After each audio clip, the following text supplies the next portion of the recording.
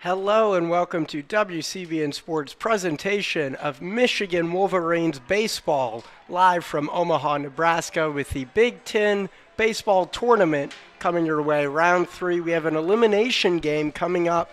The 6th-ranked Michigan Wolverines face off against the 2nd-ranked Indiana Hoosiers for the first time of this season. Coming your way, first pitch scheduled at 2:03 p.m. local time, as the Wolverines prepare to take the field first. Notably, they are the home team in this contest, despite being the lower seed. We'll get into that in a moment. And this is a interesting lineup the Wolverines have coming your way, with a brand new starting pitcher. We have Mitch Voigt, the freshman, who up to this point has only come in from the bullpen, will be getting the nod to start off this game from Coach Smith. Interesting decision for his first time of the tournament coming in from the mound and first time ever starting as a Wolverine. Could not find a better opportunity to prove his wings and prove himself. He qualified for the All-Big Ten freshman team for 2 positions, both at third base and relief pitching. I guess right now he needs to prove his merit for inclusion as a pitcher as he comes up to the mound for the first time of the tournament. Also an interesting storyline for first-year head coach Tracy Smith. He is a longtime former Hoosier coach, recently as 2014 before leaving for Arizona State. Under his leadership, he brought them to 3 Big Ten tournament titles and an appearance in the College World Series. So this has to be something special for Coach Smith. Notably, the Hoosiers were one of 4 teams. The Wolverines did not play during the regular season. So this is the first matchup between Michigan's rookie head coach and his former program. At the moment, Michigan, the 2 managers meeting at the plate with the 4 umpires in this ball game. We got Mark Waggers at home, Grady Smith at first, Danny Jimenez at second, and Mark Hutchinson at third for the umpires. As it is a beautiful day here in Omaha, Nebraska. Not too many fans came out, at least so far. This is the first game of the day in the tournament. We have a 2 p.m. game and a 7 p.m. game later between the local favorite Nebraska Cornhuskers and fellow Mitten State Michigan State Spartans facing off later this evening. So it's going to be an interesting opportunity for the Wolverines to advance in this tournament. This is an elimination game with the two-loss format. Whoever loses this contest will be done for the season, most likely. Indiana might have a shot at making the Big Ten tournament or NCAA tournament as an at-large bid. Michigan almost assuredly will be out if they lose this afternoon. Winner of this game will face off against Iowa. Both of these teams have already faced Iowa in the tournament, and both of these teams have already lost to the Hawkeyes. So they would be looking for redemption and would have to beat them twice in a row tomorrow at 9 a.m. and then potentially 5 p.m. if necessary.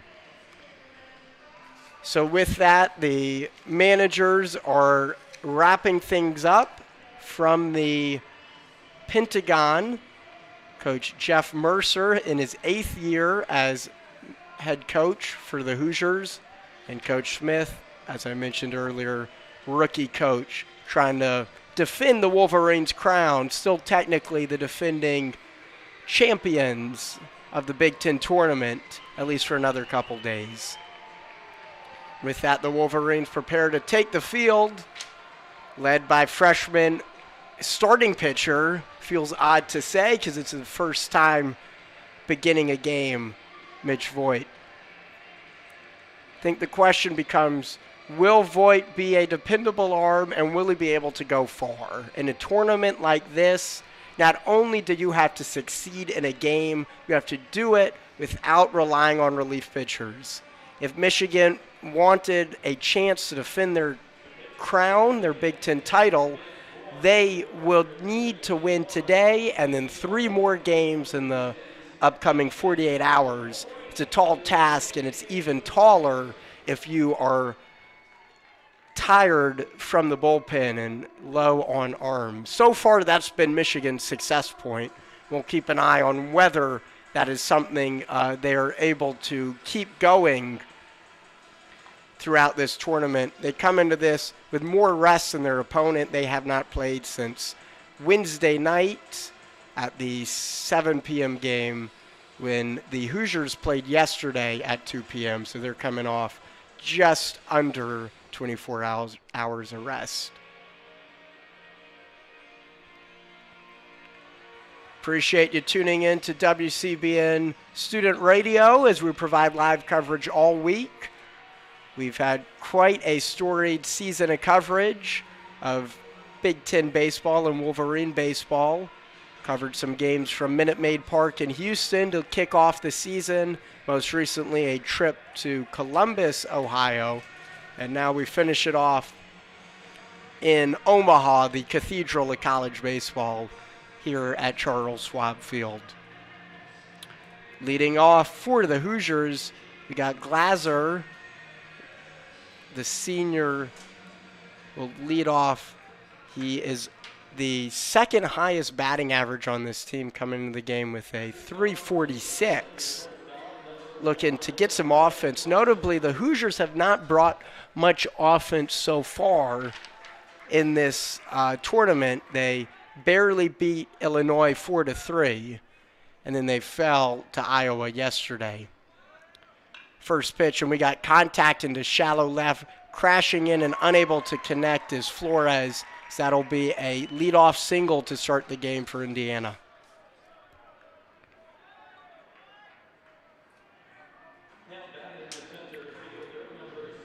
So there you have it.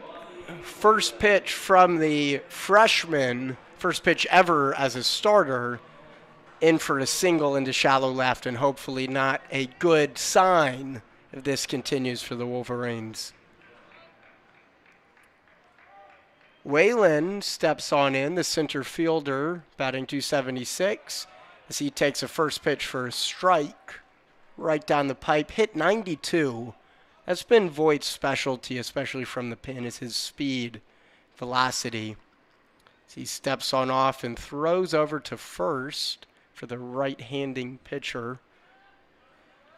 Glaser on first has 17 stolen base attempts, and he's successful on 14 as we get another unsuccessful pickoff attempt.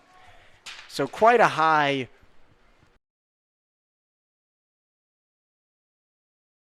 and a swing and a miss, another fastball 91, and that will bring up an 0-2 count with no outs and a runner on first.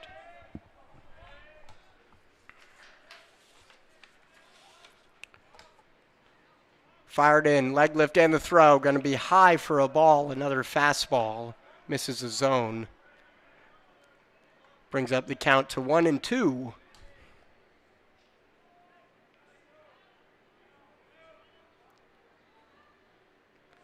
The freshman pitcher still looking for his first out of the game.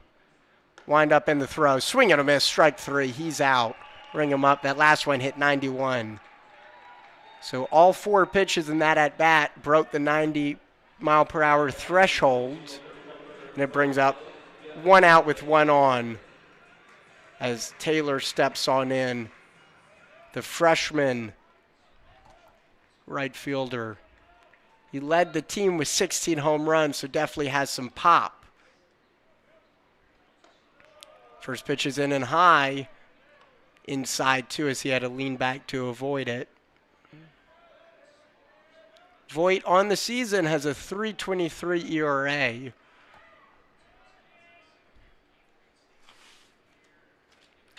Wind up in the throw, contact made, and it sends it sky high right above the catcher. So Trace is called off by Van Remortel, who grabs it for the second out of the game. Michigan with 2 quick outs after surrendering an early hit.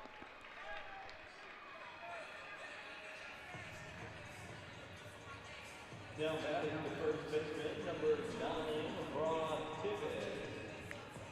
First baseman for the Hoosiers steps on in. Tibbet's leading the team with a monstrous .379 average. One of the highest all-conference for starters. Another pickoff attempt at first. You could see that Voigt's a little bit rattled by the leadoff runner on first base. As I mentioned, he has quite the potential to steal. So you have a pitch and a called strike low and away for a curveball. 0-1 count for the cleanup hitter.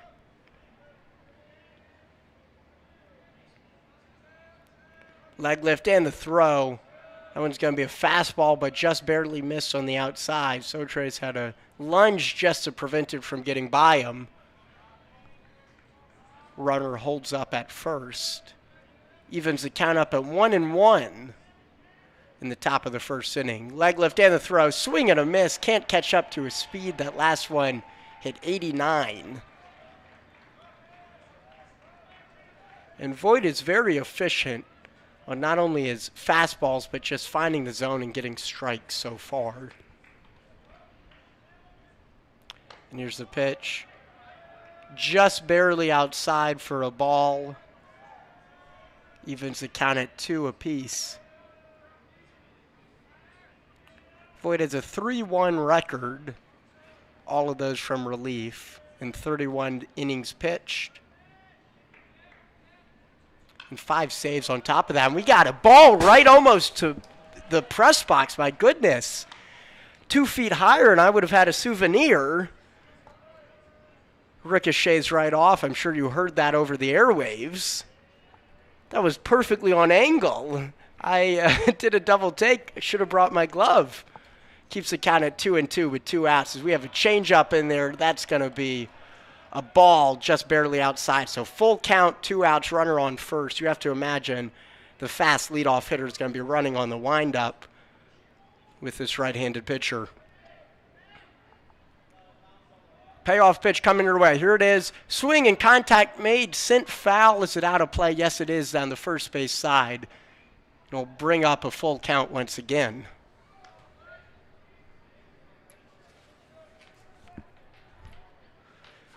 So staying focused as Voigt, despite giving up an early hit, is just 1 pitch away from getting out of the inning unscathed against the second-ranked Hoosiers. Until the very final day of Big Ten play as we get the payoff pitch and contact made into right center, diving for it and making the grab is Velazquez, the senior. And that'll do it. No runs, 1 hit, no errors, and 1 runner left on base.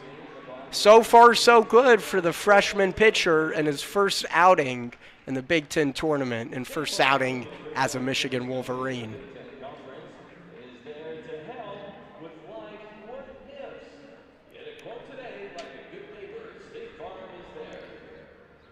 Bothwell will be pitching for the Hoosiers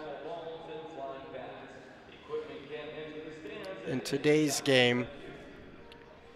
Hoosiers are in an interesting position. Being the 2nd seed, they actually were upset by the third-ranked Iowa yesterday. And now they face elimination, and they've struggled with offense so far in this tournament. That's been their highlight of the team this season. Bothwell has a 1-0 record on the season with a 4.91 ERA and only 2 starts this season and 7.1 innings pitched. So not a ton of experience this late in the season. Very interesting, too, for the Wolverines as we got Jeffries, Flores, Burden, Velazquez, Voigt, Van Remortel, Stanton, Kim, and Sotrace is the lineup I'm intrigued to see that Michigan is foregoing a designated hitter. Makes sense, not only with Voigt being the pitcher, one of Michigan's stronger bats, but also designated hitter earlier in this tournament, Obertop, has really struggled. I believe only has one hit in the 2 games so far in the tournament, and he'll be a good asset to have in the dugout late in the game if they need a pinch hitter, especially so Trace has struggled quite a bit at the plate, but Michigan needs him defensively. Just yesterday, he had 2 outs from bunting with 2 strikes. So basically just surrendering the at-bat from Coach Tracy Smith. And fortunately for the Wolverines, they still found a way to win. But not a good sign when 2 of your 27 outs are basically freebies. Jeffress comes on in. Takes a couple of cuts as he hopes to lead off this game with some spark for the Wolverines. So Wolverines begin the bottom of this first inning as a home team despite being the lower seed. Leg lift and the throw. Fastball high and away, 86 miles per hour. Leadoff hitter has 43 runs on the season. Leading the team, makes sense as a leadoff hitter. 0-1 pitch, comes in for a called strike looking. Evens the count at 1-1. Infield playing deep with the exception of the third baseman. Kind of a modified shift formation there. So we get a foul ball contact. Brings the count down to 1-2.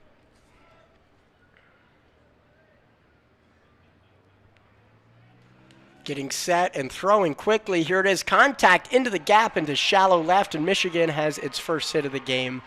Almost identical to the hit by Indiana to start out their top of the first inning. So with no outs, Michigan has a runner on first base. Will quickly be hoping to make something happen. Flores batting second, same place he started on Wednesday.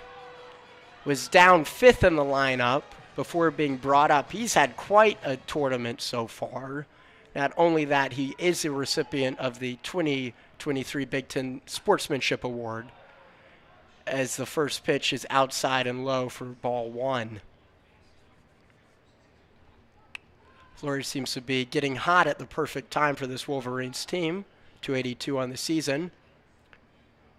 Brothwell, the pitcher, is a southpaw, so he's able to get a delayed pickoff attempt right there. Haven't seen much movement on the base path this tournament from Jeffress. Pitch 2 is in for a called strike, even up the count at 1-1. Bat did not even flinch from the left fielder's shoulder. Leg lift and the throw. Contact made, and this one is also coming our way. And just barely missed us again by like 5 or 6 feet. I feel like there's a magnet up in our press box. We're not even 4 outs into this game and nearly 2 balls come on up. 1 ball, 2 strikes, no outs and a runner on, and a second pickoff attempt. Not even taking an egregious lead. I think just trying to keep him honest. Probably a good sign for the Wolverines that he's already rattled a little bit by the very first base runner of the game for Michigan. Leg lift and the throw home finally. Swing and a miss, strike 3. Flores will be rung up for the first out of this game.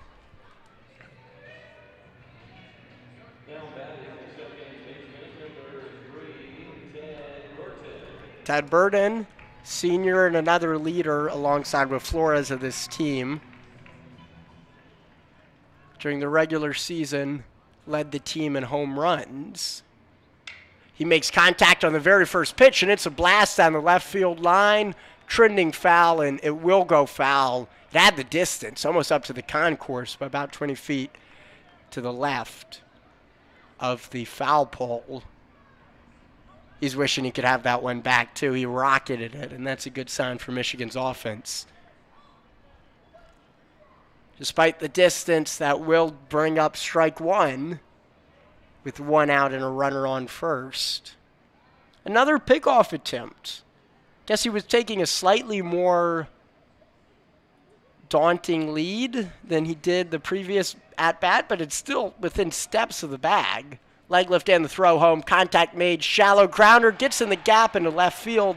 And Michigan has a one-out single from the senior second baseman.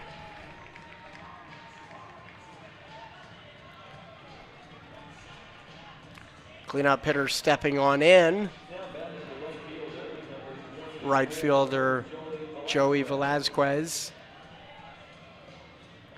You know, it's a cliche at this point, but he is known for being a two-way hitter like Bo Jackson or Coach Prime, playing football and baseball. The first pitch comes inside for an 85-mile-per-hour ball. He has pop, but he struggled a little bit defensively this tournament. Grounder right to second baseman, flips it to short and to first, and that'll do it from the inning. So Michigan with 2 hits, no runs, 1 runner left on base, and no errors surrendered by the Hoosiers, prematurely ends this first inning as the Wolverines probably wishing they could have had some of that back. So score remains tied at 0 apiece. Michigan looking decent on offense, but unable to record anything. That's been a struggle all season, leaving runners on base. But at least a good promise there from the Wolverines.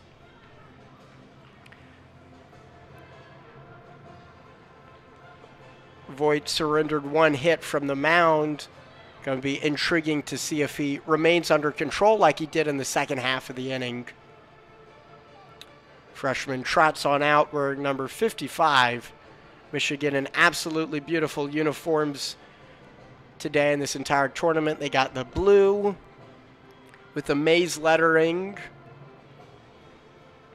Very clean. Feel like some of their kits are a little bit dirty, too busy with the pinstripes. Hoosiers a little bit interesting. You expect them in the red and cream pinstripes, but today they're actually wearing gray with the red piping and lettering. As I mentioned earlier, Michigan is the home team. That is because despite being the lower seed, the rules of the Big Ten tournament have it where the team who has been home team the least so far in the tournament will be home. And if it's a tie where both teams have been home the same amount of times, then it goes down to seeding. So at this point, Indiana's a 2 seed, has had 2 home games, when Michigan has only had 1 home game in Wednesday's match against Illinois. So 2v1, Michigan got the home nod, and they'll be down the third base dugout. Kind of an odd structure, if you ask me. But that's the way the tournament is.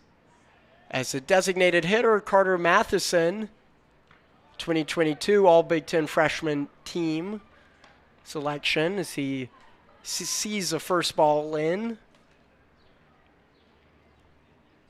1-0 count for Voigt. Leg lift and the throw. Going to be high for ball 2. I hope I don't jinx it, but so far Voigt has been very on point pitching-wise. Swing and a miss, strike 1, gunning for the fences on that 88-mile-per-hour fastball.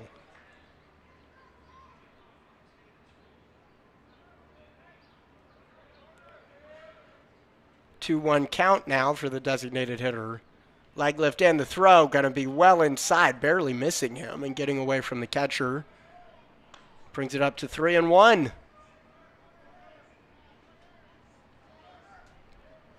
Looking for a leadoff base runner for the second straight inning for the Hoosiers. Leg lift and the throw. Swing and a miss. Makes the count full. Fastball high and away. Caught Matheson chasing.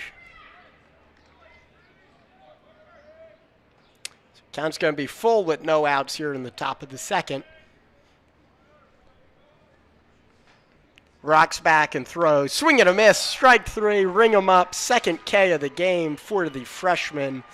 The Wolverines have 1 out here in the top of the second.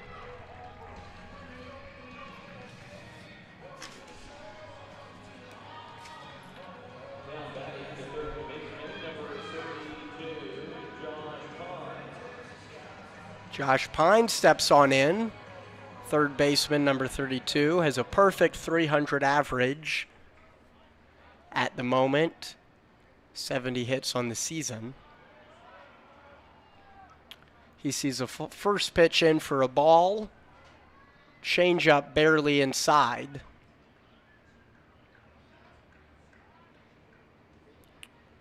Rocks back and throws. Fastball catches him whiffing. 1-1 count. Fully in control right now for Voigt.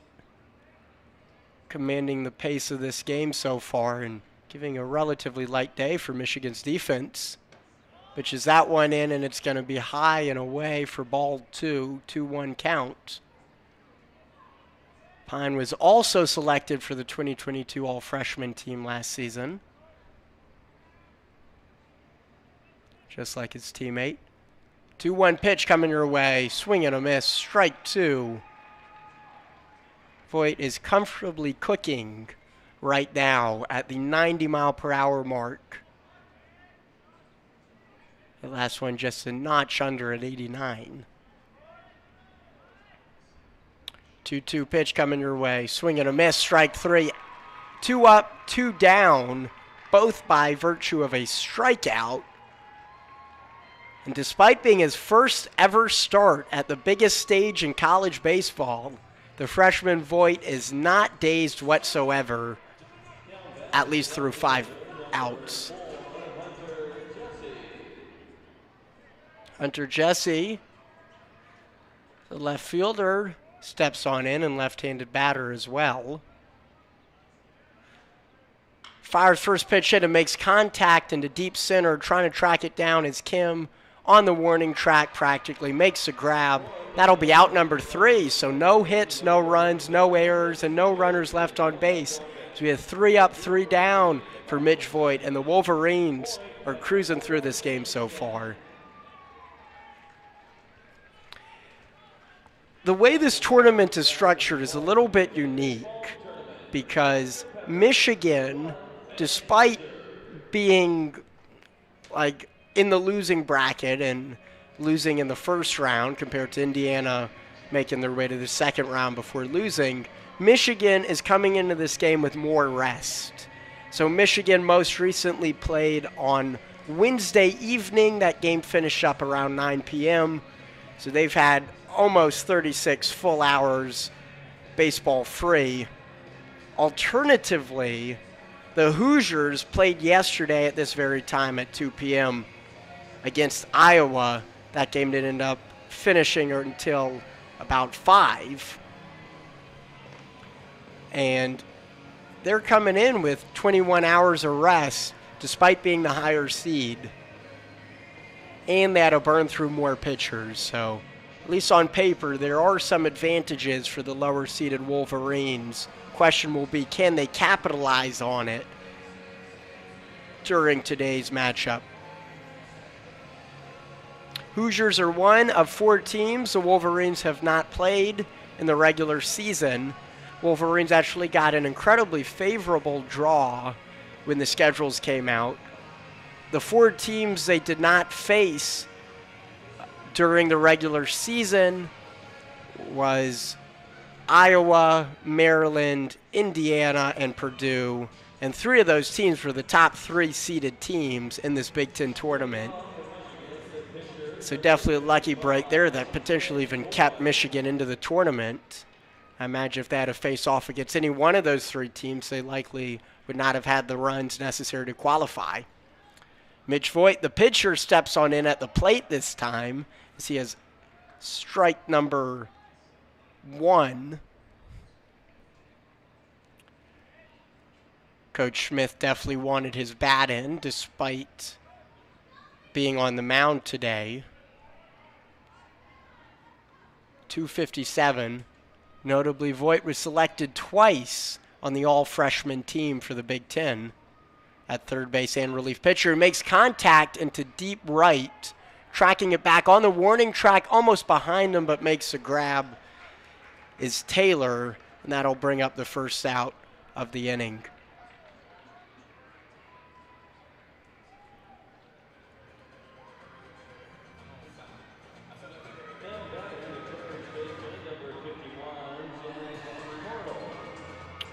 Van Remortel comes on up. Earlier in the tournament, he had a 3-run blast into right center field. No base runners now. I'm sure his power would be appreciated. The jump start for Michigan's offense. Takes the first pitch in for a strike looking. So we have one out here in the bottom of the second. Leg lift and the throw. Contact made, fouled into the backstop.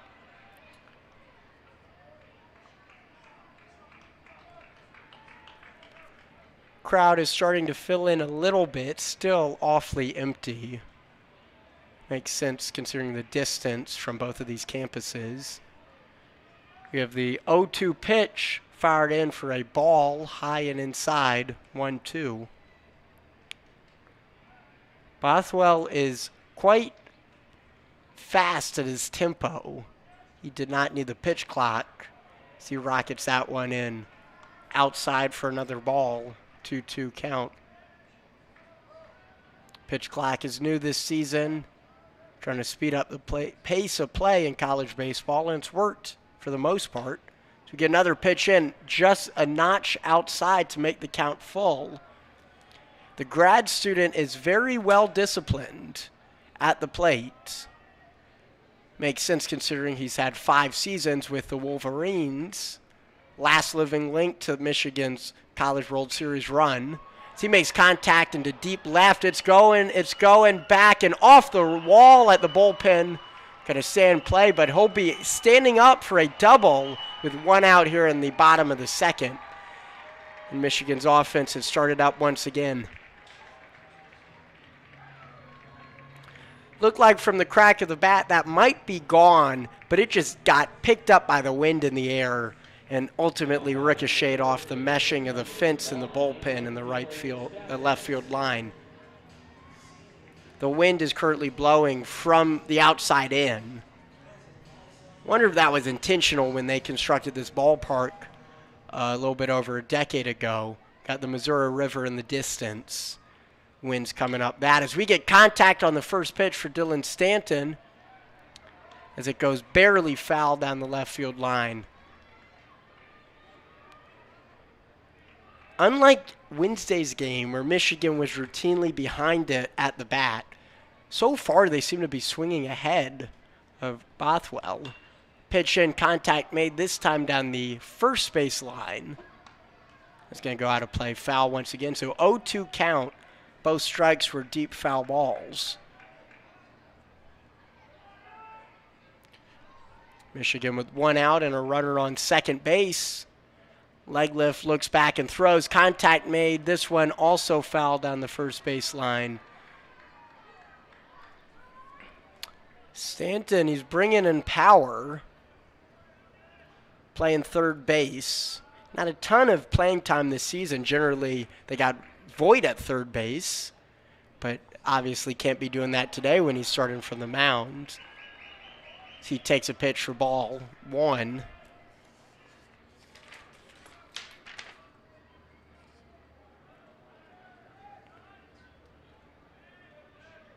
Batting 188 on the season and 32 at-bats. He only has 5 games started this season, making appearances in 34 of them. 1 ball, 2 strikes, 1 out. Looks back at second. Leg lift and the throw. Swing and a miss. Strike 3. He's running towards first. The catcher caught it cleanly. I don't know what he's trying to do there. Trying to argue maybe it skipped off the dirt and it would be a drop third strike. But nobody in this stadium, all maybe 1,000 fans, were buying into that. That's going to bring up the second out with Kim.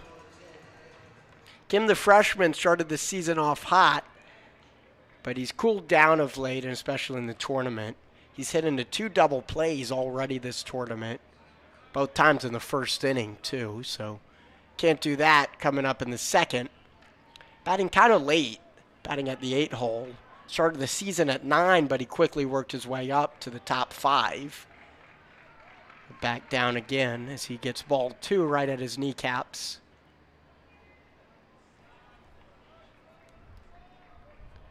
2-0 count for the freshman center fielder. Makes contact, chops it foul.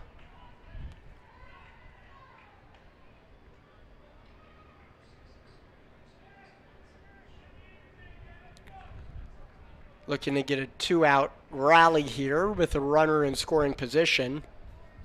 One would think anything into the outfield should be enough to score Van Remortel.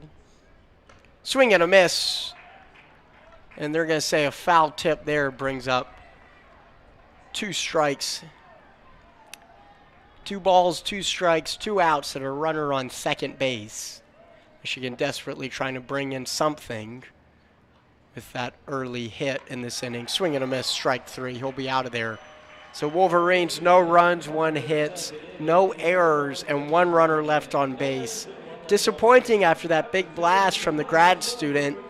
Set up a base runner early in the inning, but unable to finish as Michigan remains scoreless with the Hoosiers heading into this 3rd inning. All right, friends, you gotta have a little bit of fun. This one's Junk in the Trunk Senior Dad Edition. I've got Dean Gay with me, senior dad from Michigan. Hey, fellas, can you show everybody what you got to work with today? Michigan looking to stay alive in this tournament. As a 6th seed, they've probably made it as far as they would be seeded to do so. A win today would be an upset over the 2nd-seeded Hoosiers, but as I've mentioned, the Hoosiers have underperformed offensively this tournament. So the ball is kind of in their court, especially as a visiting team coming up. Coming into the top of the 3rd inning. Remains scoreless. Not a huge crowd in attendance, probably about 40 or 50 Wolverines fans wearing maize or blue. And it's tough to distinguish the Hoosiers fans because the Indiana red is awfully similar to the Husker red. There's quite a few Husker fans just bought the tournament pass and looking forward to seeing their team in it later today. Intriguing, they have the tournament out here at Charles Schwab Field, home of the College World Series. Kind of far for most of the Big Ten teams. I was talking to some of the student media from Rutgers yesterday, and they had to fly through Atlanta. It's that far. Not exactly a central location as of now. Might be a little bit more central when they had USC and UCLA. Both big baseball powerhouses, too. So I'm sure we'll be seeing plenty of them in future iterations of the Big Ten tournament.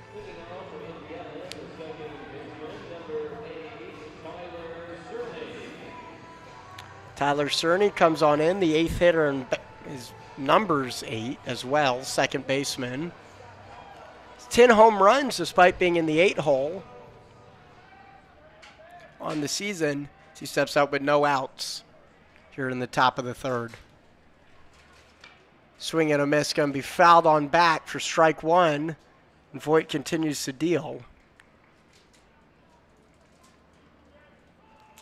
I think Coach Smith wanted just another starter in and would be happy with him to get 3 innings, but as he's looking so far, it's even better as he gets a rocket shot right to Flores in left, barely had to move whatsoever, and that's out number 1.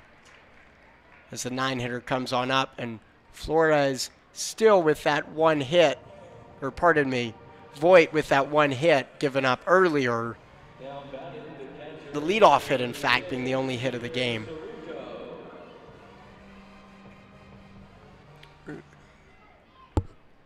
Peter Sirocco. The 9-hitter comes on up, batting .284 on the season. He takes the first pitch for a called strike. Change up right down the pipe. Voigt's changeups are especially potent coming off of the speed of his fastball. Almost a 20-mile-per-hour difference between the two. Second pitch is fouled down the third base line. Brings up an early 2-0 count. 0-2 count, pardon me.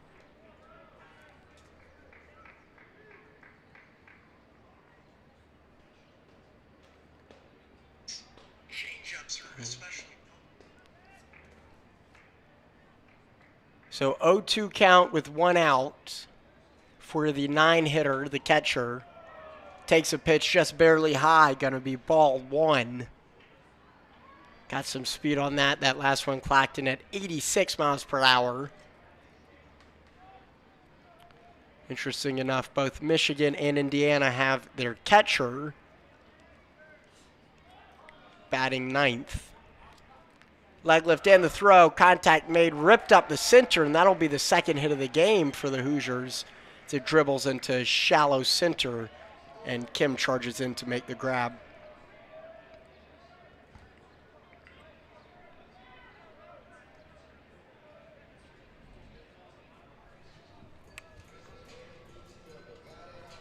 So we have 1 out and a runner on first for the Hoosiers here in the top of the third. As they bring up the top of the lineup, Glasser comes on in with a single to shallow left to lead off this game. Back in with 1 out, looking to do the same here and maybe kickstart this Hoosier offense. First pitch, hammered, towering shot into shallow center. Shortstop Jeffress calls off the center fielder and makes a grab for the second out of this third inning. Now batting the center fielder, number 16, Bobby Whalen. Bobby Whalen steps on in.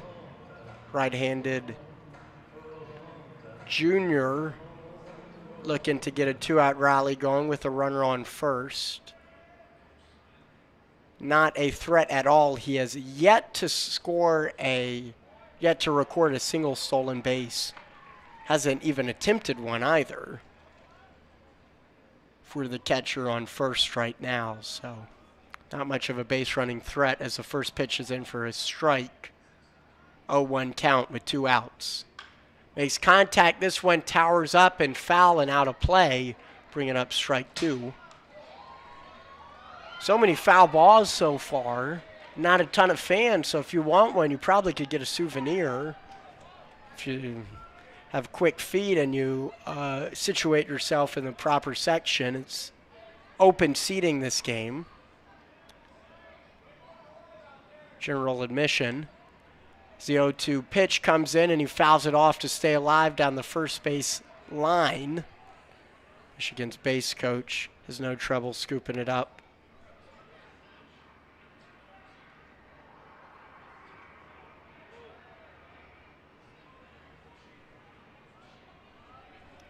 Oh, 2 count with 2 outs.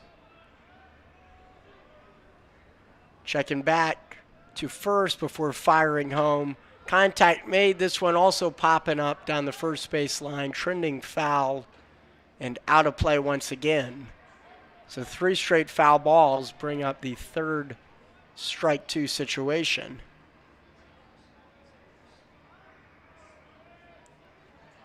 Here in the top of the third, remains scoreless with 1 runner on, and the Hoosiers looking to get something going offensively. Only 2 hits so far, both singles to shallow outfield. 0-2 pitch coming your way. Fouled back for the 4th straight time, this time into the netting at the backstop.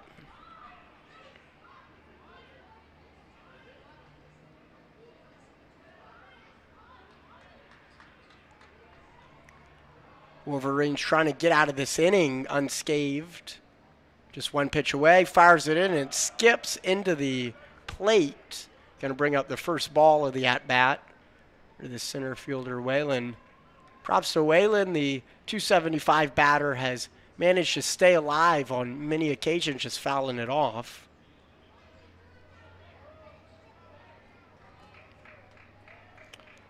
One ball, 2 strikes, 2 outs So freshman pitcher steps off and has a pickoff attempt. I don't know why. As I mentioned, not quite a threat on the base paths. Leg lift and the throw. It's going to be high and inside. Evens up the count at 2-2. So after 5 straight strikes, falls and throws 2 balls.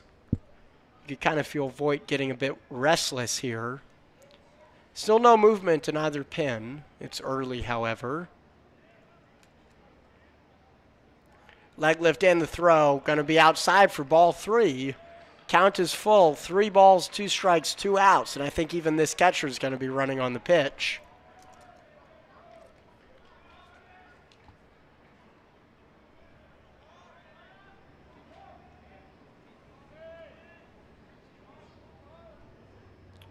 Leg lift and the throw for the payoff pitch. Contact made down the left field line. Trending foul and out of play.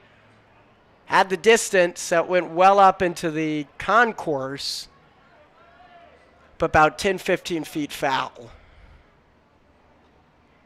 Stadium is huge. Could seat 27,000 normally and expands to 35K during the College World Series. Stadium is home to the biggest stage in college baseball and additionally hosts the Creighton Blue Jays as their home stadium.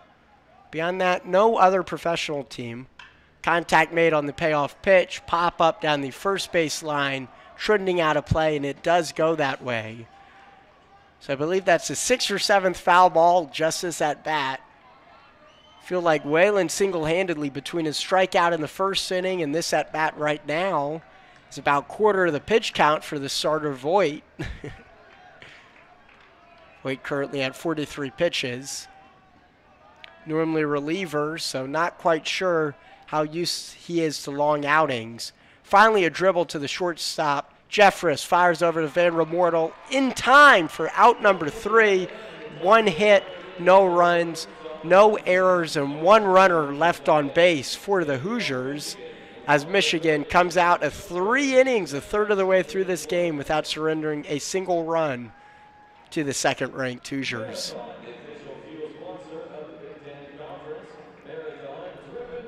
Hoosiers were contending for the top spot in the Big Ten. Came down to the final series, in fact, the final day of Big Ten play, with Maryland cementing their spot on top with a win. Maryland themselves had a little bit of a rocky start to this tournament. Beat Michigan State pretty handedly before having to go to extras yesterday against local Nebraska. Game got delayed due to thunder in the area before being picked up at 10 p.m.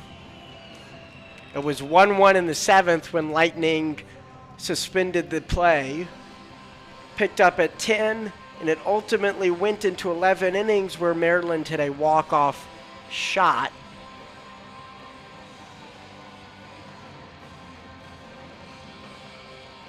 So Santa across the Big Ten looking strong. Here's the bracket of the tournament. As a reminder, the loser of this game is done. They'll be packing their bags and going back east. Well, the winner will stay alive but have to face off against the undefeated Hawkeyes. Iowa's actually beaten both teams playing in this game so far, beating Michigan on day 1 in game 1 of the tournament, then beating Indiana yesterday at 2 p.m. Defending champions Wolverines trying to keep their improbable run going. The team has only been a 6th seed twice in franchise history, most recently in 1999, where they actually made a run all the way to the championship game before losing. Contact made for Sotres right up the middle. Pitcher scoops it up and throws to first off the bag, but they're going to say he got it. Sotres has not been the best batter, but he made contact right there to rock it right up the middle. Just unfortunate it was too perfectly aligned up the middle and right into the pitcher as it ricocheted off for out number 1.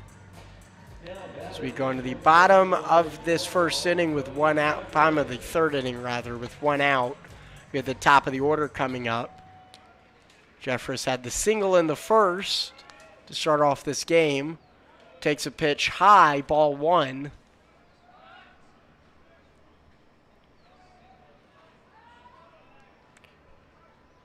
Leg lift in the throw on the 1-0 count. Going to be another fastball, this time low and away, but outside for ball two.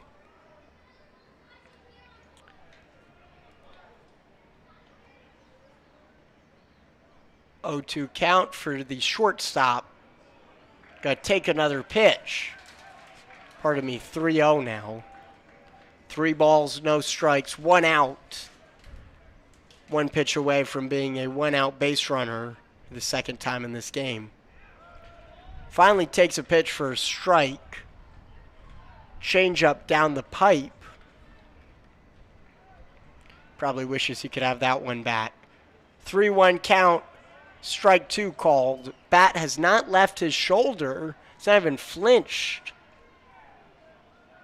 for the leadoff hitter. Leg lift and the throw. This time it's well inside, finally for ball 4. So takes 7 straight pitches, finally sends him to first base. So the leadoff hitter is aboard. Now batting the left fielder, number 22, In the first inning, eventually advanced to second before being stranded. 16 stolen base attempts and only caught once on the season. Leg lift and the throw. Southpaw actually pitches over to first base. Flores up, the captain left fielder, won the Sportsmanship Award All Big Ten this season. As he makes contact behind the plate for strike 1. Already has 1 strikeout this game.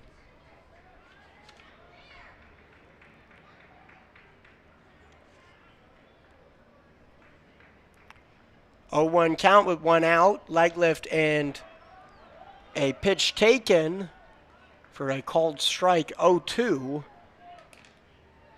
as Flores looks to avoid his second strikeout of the day. Pickoff attempt, back safely standing up.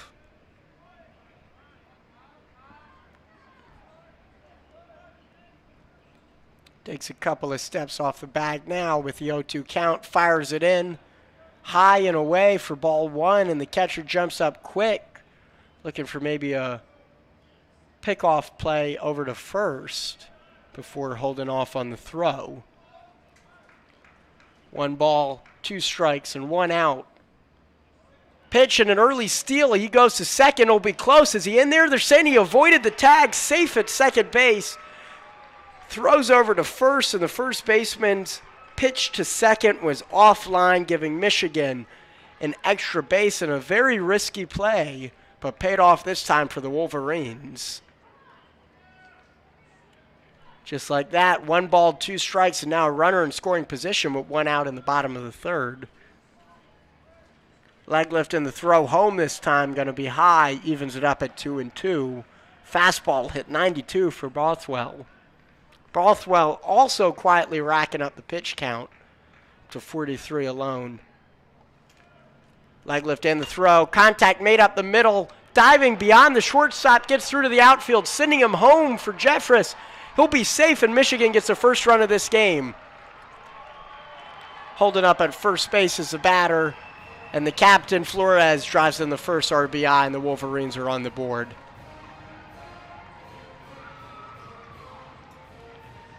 Fight song playing as Michigan takes an early lead against the second-ranked Hoosiers. Ted Burden up once again.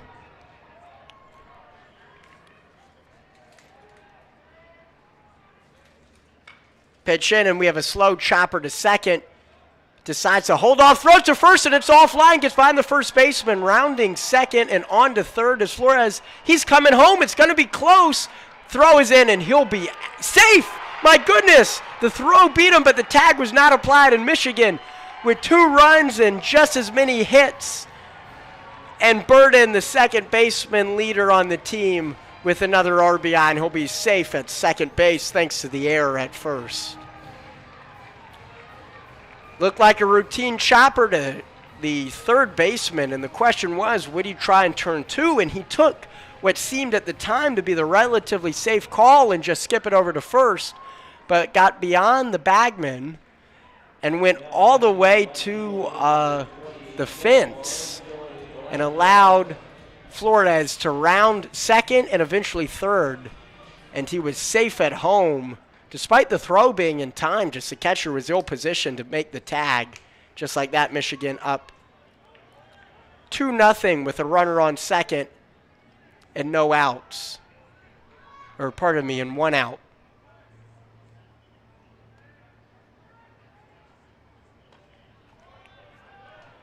Velazquez had the double play in the first inning. Trying to redeem himself here with a 1-1 count now. Burden taking a shallow lead from second. Only a couple of stolen base attempts this season and mixed results. So we get a foul ball out of play. Lowers the count to 1-2 for the right fielder.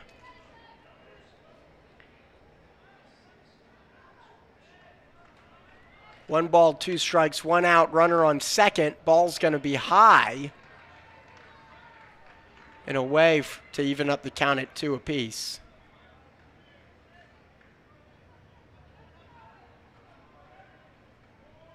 Leg lift and the throw. Lined down the first base side. Out of play. Staying alive for the senior. Moving on contact was Burden. A little bit of an interesting formation we have. Shortstop is holding Burden on, leaving quite a gap in between third and short. Pickoff attempt gets back safely. Something to note, that first run of this game was only manufactured due to Michigan's aggressive stolen base on the pitch prior, sending him to second and allowing him to score on the single. Shallow hit to second base, scoops it up and pitches it to first. Finally gets the second out of this inning, but advancing the runner in the process. So with 2 outs now, Michigan with a potential third run just 90 feet away. The pitcher comes on in. Voigt, all freshman team. Looking to get an RBI of his own and provide some run support. Grounder up the middle and outfield, and that'll score a run. Wolverines have cracked the Hoosier code this half inning as they bring in their third run of the inning as Burden trots home without any contention. And we have an easy single from the freshman pitcher providing run support for himself. Van Remortel comes up to the plate. Right-handed hitter had a home run Wednesday rather. One now would crack open the game. Takes the first pitch for a strike on the outside corner.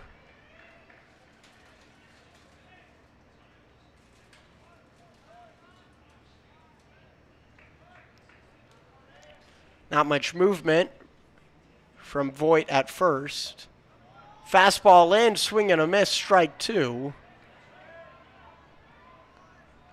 Van Remortel trying to gun for the fences on that last one, unable to connect.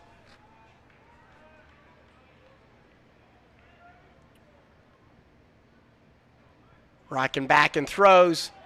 Foul tip, strike 3. He'll be out of there. So that'll do it from the third inning. Still an incredible contest for the Wolverines. 3 runs, 2 hits, 1 error, and 1 runner left on base as the Wolverines take a 3-0 lead.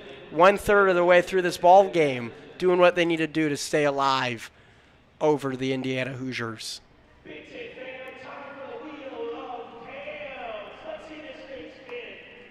Fans continuing to trickle in on this beautiful day in this beautiful ballpark. Love the views. You see the Chi Health Center, Convention Center, and Arena, kind of on a conjoined complex. Also see a pedestrian bridge over to Council Bluff, Iowa. Very beautiful bridge that I paid a visit the other day. Get to see the Missouri River Valley as well. Got the Lewis and Clark National Heritage Site right here on the banks of the river. Taking a look at the rest of this tournament. We got Iowa and Maryland with the day off, the 1 and the 3 seeds respectively. Winner of this game faces Iowa. Winner of the next game later today between Nebraska and MSU faces Maryland.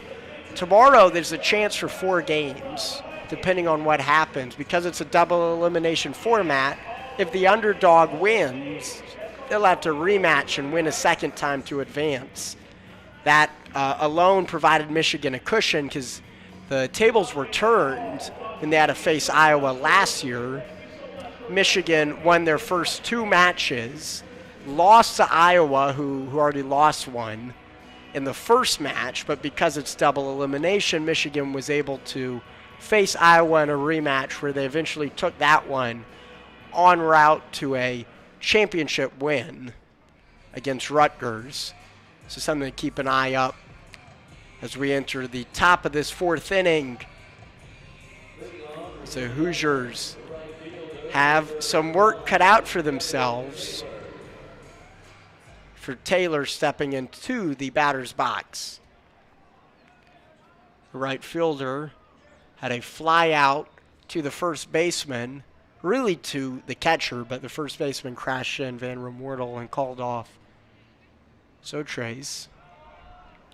Change up in and high. That last one, 71 miles per hour.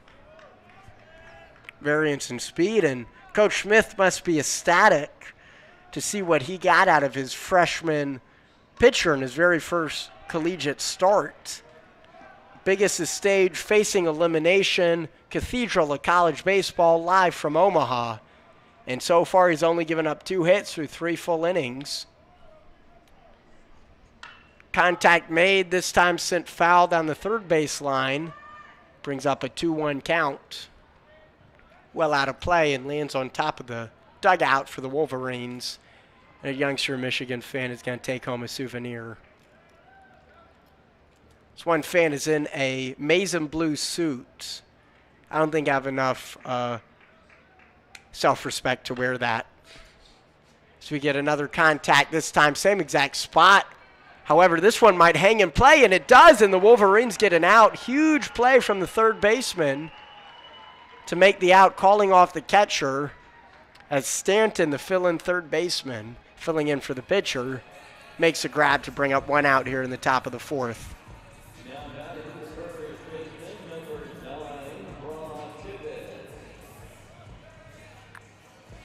Brock Tibbetts comes up with 1 out. Looking to kickstart this offense for the Hoosiers. Checks his swing. They're saying he didn't went for ball 1. The pitch looked pretty close to me. Regardless, it'll bring up a 1-0 count with 1 out. Get a leg lift and a throw. Contact right up the middle. Makes a grab and throws over to first. Burden to Van Remortel, just barely in time. Out number 2, and Michigan's defense are providing relief. This has to be special. You get this core of the infield that most of the season we had. We had Van Remortel at first, Burden at second, Jeffress at short, Voigt at third. Now Voigt has kind of been graduated to the mound. So at least the other 3 infielders must feel extra pressure to not let down their teammate and fellow infielder. And they did just that when Burden made the key play to get the 2nd out. Carter Matheson had a strikeout in the 2nd inning, steps on up with 2 outs and 2 quick outs for that matter. Only 50 pitches so far in this game as we're through 3 2/3. The DH has 10 home runs on the season. Last season in 2022, he set the freshman single-season home run record with 19 home runs, so kind of regressed since his freshman year. Called strike right there for the second strike of the at-bat. 0-2 count with 2 outs here in the top of the 4th. Leg lift and the throw. High, ball 1, and he'll live to see another pitch. Change up right there. I think that's Voigt's biggest strength, and I'm intrigued. Between Voigt and Kim in center field, there's 2 incredible freshmen that the team could really build on future years. But I'm excited to see how both of them develop, both offensively and defensively. Pitches in, fouled off down the third baseline rather, out of play into the second deck. Count remains 1-2.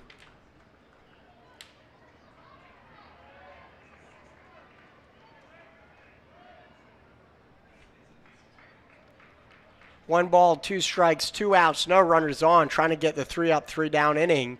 Pitch is thrown, contact made into shallow left, and grabbing it on the run is a shortstop. Barely able to get to it, behind his back, on the fly, makes a grab. And we have no runs, no hits, no errors, and no runners left on base. The second straight 3-up, 3-down inning for the Hoosiers, and the Wolverines are cruising with a 3-0 lead as we head into the bottom of this 4th inning.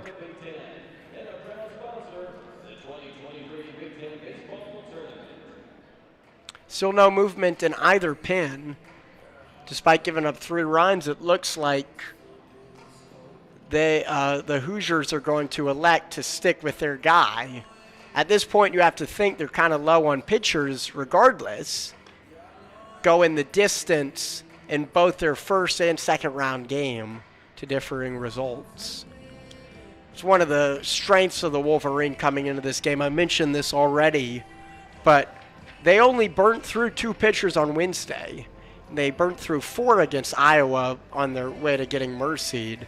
But at that point, it's been 3 full days since playing Iowa. They played in the 10 a.m. slot on Tuesday. One of the questions I had coming into this game before they announced the starting pitcher was, would they go back to their ace? Would they go to O'Halloran, the current Big Ten pitcher of the year, who has looked good all season but struggled a bit against Iowa on Tuesday? He only pitched 80 pitches, and as a starter, he's gone much longer. And he had 3 days of rest. I wondered if Coach Smith would have given him a nod. But we didn't see it today, and the decision, at least so far, has been vindicated, with Voigt looking absolutely stellar through 4. So we head into the bottom of the 4th inning. Wolverines lead by 3 as we get the 7-8-9 Stanton, Kim, Sotrace.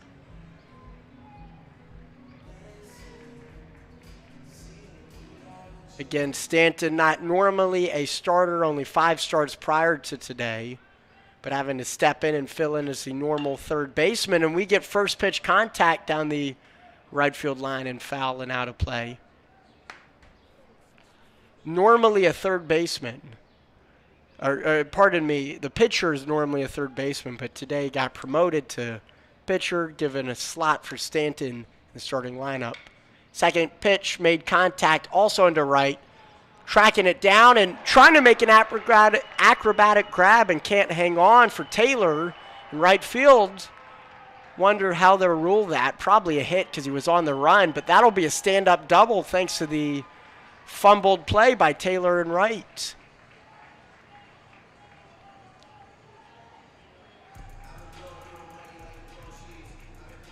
He was on the run, reaching behind him, and it hit his glove, and it popped on out and landed on the warning track. And props to Stanton for running through it and rounding and playing heads up. Stole an extra base there when many people would see the fly ball and hold off at first.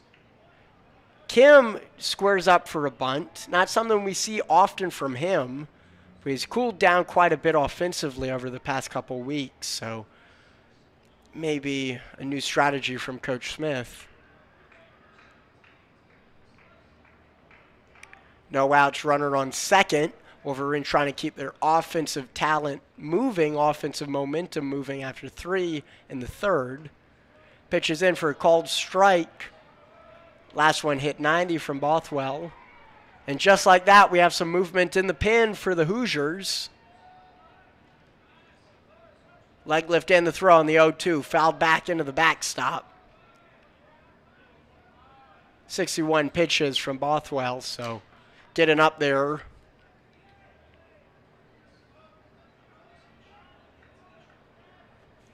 And already surrendered 3 runs. Leg lift and the throw. Contact made into right field. Almost identical spot. Gets behind the outfielder onto the track. And going into third, he's rounding it. That's going to be an odd decision, but the throw was not on line. And Michigan with a stand-up double yet again to almost the exact same spot. And this time it'll be a run for the Wolverines as they lead 4-0 over the Hoosiers. Kim with a blast into deep right by the Hoosier bullpen. And just bad positioning from Taylor. He had a bad jump and couldn't even get close. And when he threw it in, he overshot his cutoff man and attempted to go to third directly, which allowed the runner to score, allowed Stanton to come in. Stanton didn't even have a great jump. He was holding off on whether it would be caught in the air. So he had a bad jump, and he was still able to score from second. We got a mound visit from Jeff Mercer, the 8-year Indiana Hoosiers coach. Let's see if this will be it from the pitcher. I imagine it will after getting some movement in the pen. With no outs, Michigan with another run and a runner in scoring position.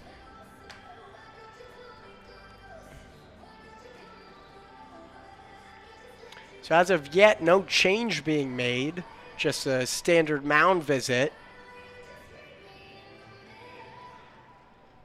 In the pen, let's see who we got for the Hoosiers. We got Braden Reesdorf leading relievers with 44 2/3 innings pitched coming into this tournament, 4.12 ERA. Michigan leading 4-0 with no outs in the bottom of the fourth. Sotres comes on up, one of the weaker batters in Michigan's lineup, and he checks up to bunt like he has many times this tournament. First one fouled off. We've seen him on Wednesday on 2 separate occasions. He squared up to bunt with 2 strikes rather. Coach Smith is going to call over his team and get a timeout and talk some strategy. And he calls off the base runner and both base coaches too. So we get a little bit of a delay in game here as Coach Smith has to be telling his team how to proceed. We got the 9-hitter now and then the top of the order with no outs. And just as quickly as the conference began, it ended. So we have an 0-1 count. Let's see if maybe they made any strategic changes and won't have them bunt.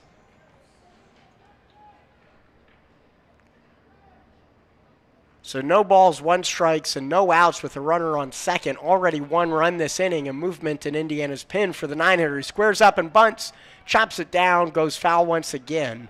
Now here's the million-dollar question. Is he going to square up again with 2 strikes like he did 2 times on Wednesday? Not only is he not a great hitter, he's just not a good bunter. He's squared up at least a dozen times this tournament, and he has yet to put one in between the foul lines. At that point, it really makes me question his spot in the lineup. He finally swings and makes contact, so he's not squaring up on 2 strikes like he did the other day.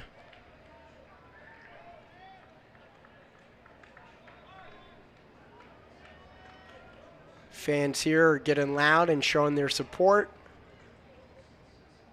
Time called by the batter right before the windup. 0-2 count with no outs and a runner on second. Kim has quite a bit of speed. 5 stolen bases as we get a fastball down the middle. Swing and a miss. Strike 3. He's out of there. So return to the dugout. Given 1 out for the Wolverines in the top of the order coming up. Trying to keep the offensive momentum moving. And not only is it great to put up runs, like obviously you want more runs, but also the sooner you can do that, the quicker Indiana is forced to go into their pen, which not only hurts them, and just as I say that, Coach Mercer comes on out and he's probably making the call to the bullpen, and he is. Coming on out, Braden Reesdorf, 4.43 ERA, 2-1 win-loss record, 22 appearances, only 5 starts.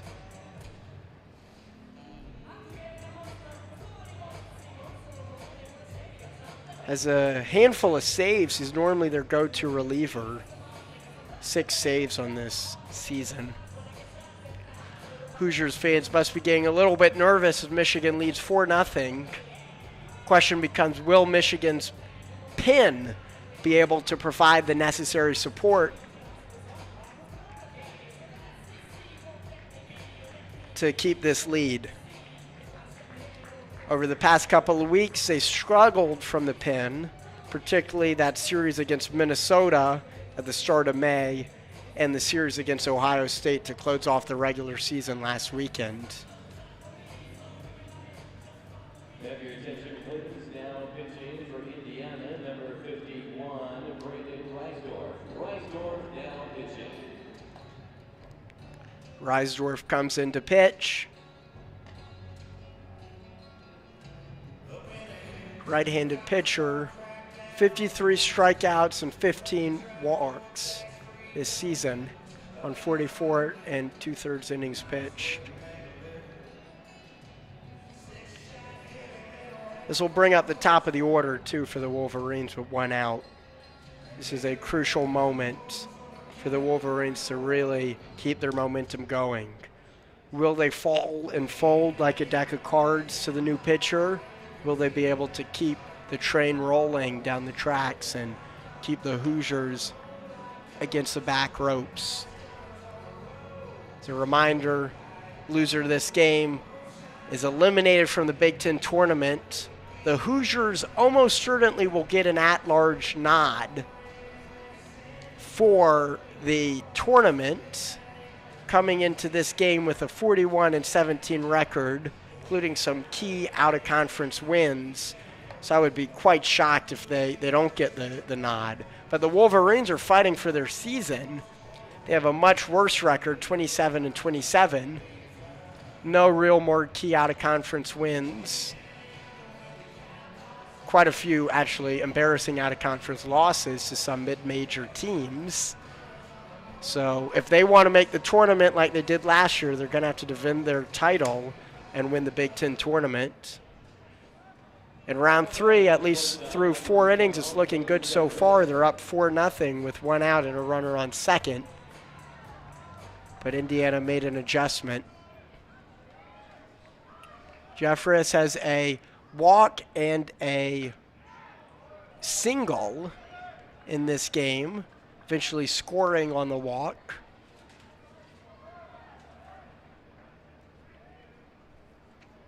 First pitch is in for a strike. Leg lift and throw. Contact made into shallow left, and that'll drop, and Michigan will hold up at third for Kim. Runners on the corners, 1 out, and an incredible day by Jeffress so far. He has a run and 2 singles now. As basically any ball in play, bearing a double play, will most likely score a run. Flores in the box. I'm going to be intrigued to see if Jeffress has any movement. Oftentimes with these runners on the corners, that's when the first base runner usually makes something happen, especially someone fast, the leadoff hitter for the Wolverines. First pitch is in for a called strike, 80 mile per hour.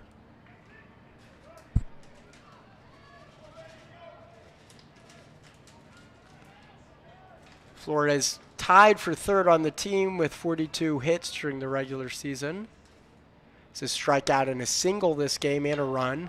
Contact made, and this is going to be an infield fly most likely. as it goes behind the catcher, and he makes a grab for the second out of the inning. And Flores returns to the dugout, and runners stay put where they are.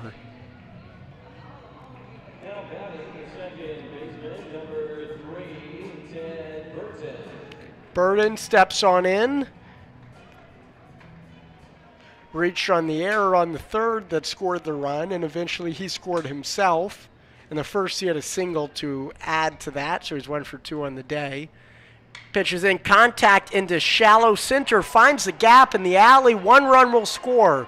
Rounding second and rounding third is Jeffress, and the throw is not going to be in time. Michigan with 2 more runs, the 2-out, 2-bagger with 2 RBIs for the senior second baseman.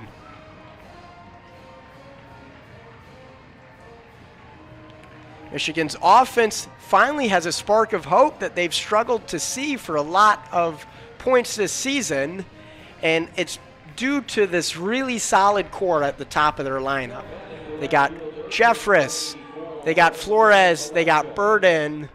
Those 3 alone, and then add in Van Remortel too, have really provided quite the chemistry to put up run support over the past couple of games. Velazquez comes on in. Has 2 ground outs, almost both to the exact same spot, right at the second baseman. The one in the first inning was a double play, but with 2 outs now, that's not a possibility. 2 outs, runner on second, 0-1 count, leg lift and the throw, checks his swing.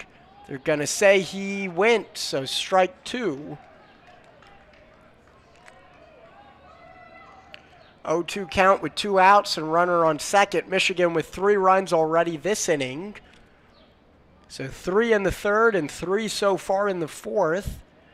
Michigan's rolling right along. Pitches in, contact made down the third base line, and it's fouled off. 4 home runs for the two-way player.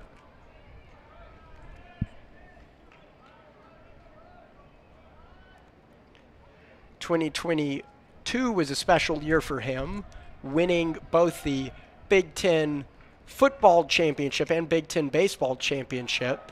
As the 0-2 pitch is in, strike 3. He swings and whiffs on the 93-mile-per-hour fastball. There you go. 4 hits, 3 runs, 1 runner left on base, and no errors as the Wolverines' offense continues to chug right along, and the Hoosiers are in an even deeper deficit, having to call to the bullpen and still surrender 3 runs.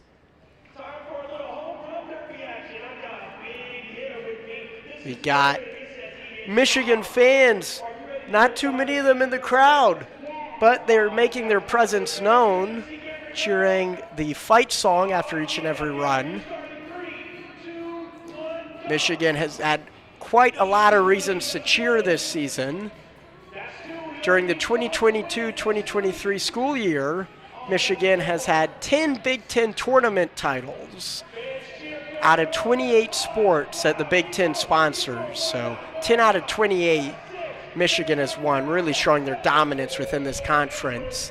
Add on top of that a Collegiate Water Polo Association title. Big Ten doesn't sponsor water polo.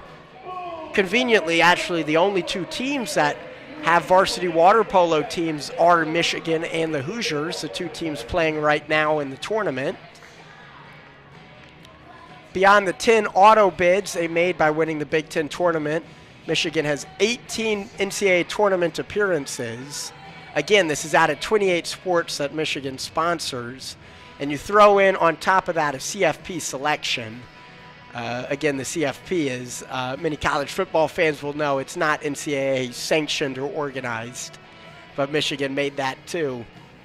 On the women's side, they won the Big Ten in field hockey, rowing, indoor track, outdoor track, tennis, and gymnastics. And on the men's side, they won the football championship, ice hockey championship, men's lacrosse tournament, and gymnastics as well. Notably for both men's football and men's ice hockey, Michigan advanced to the semifinals nationally for the 2nd straight season apiece. CFP for the football team and the Frozen Four for the ice hockey team. looking to get that 11th Big Ten tournament title right here. This tournament right now is the final Big Ten event of the school year. So the 28 Sports sponsored by the Big Ten. This will be the final one on Sunday. As Josh Pine steps in, he has a strikeout in the second.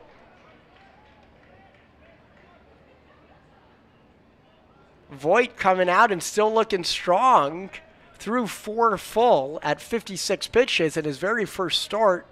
At least as of now, this is not a game he will soon forget. We get a pop-up right up to our level once again, about 15 feet away from hitting us right up in the radio booth.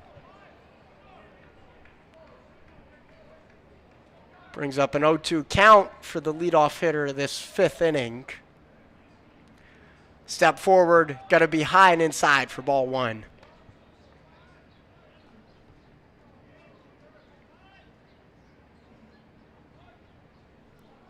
One-two count with no outs for the third baseman.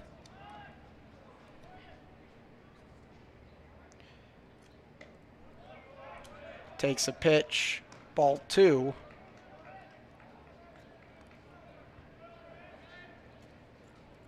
2-2 count with no outs, and Voigt is continuing to deal, but his velocity has decreased a little bit from earlier as he pitches a fastball, 87, swing and a miss.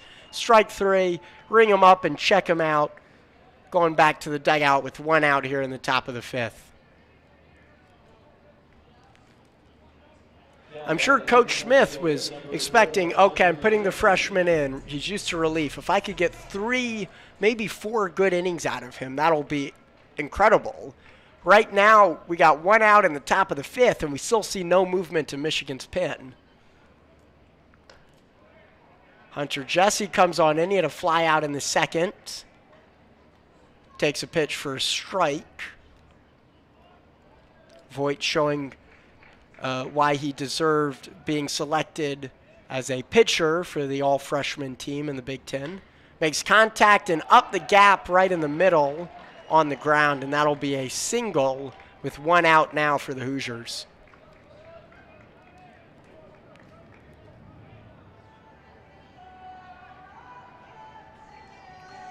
So 1 out single that found the gap between short and second. The Michigan infielders now at double field depth. So they got the 8-hitter in. He has a fly out in the 3rd. Pitches in. It's going to skip into home plate for ball 1. Change up with 72 miles per hour.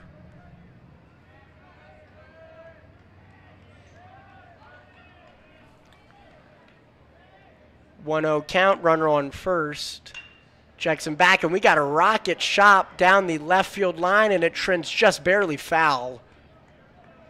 That had the distance into the outfield seats, outfield bleachers. That was about 5 feet foul. Michigan really lucked out there. That alone could have brought the game within 4.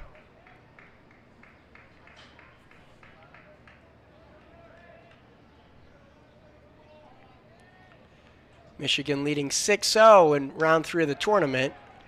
1-1 count, and we have a fastball, 87, swing and a miss. Strike 2. Another pitcher's up and getting loose in Indiana's pen. Still nobody in the Wolverines as of yet. Still riding with the freshman in his first career collegiate start. Fires it in and hits the batter right in the shoulder. Dead ball, and will send him to first.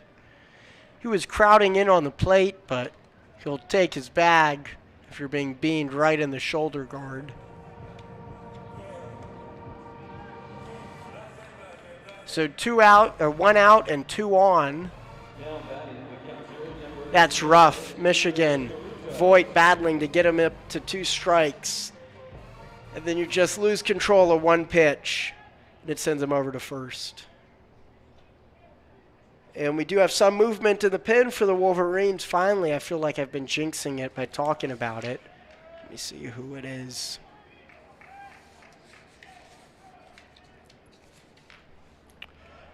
as we have Ceruto, the catcher. He had a single in the third inning, comes on up with 1 out and 2 on, takes the first pitch for a ball.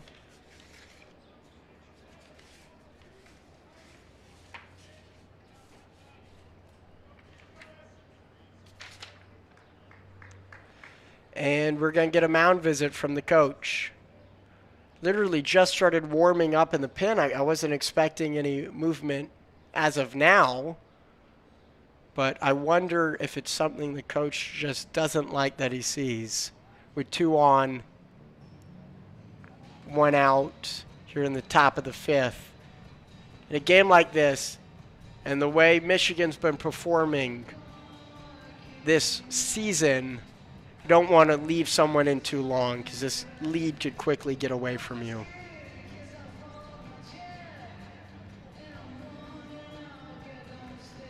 So no calls to the pen yet, more just a pep talk from Coach Smith.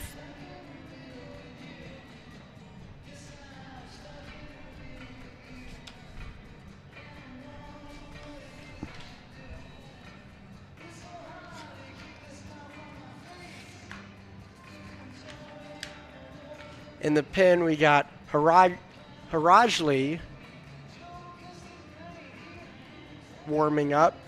Already seen him once in game 1 of this tournament.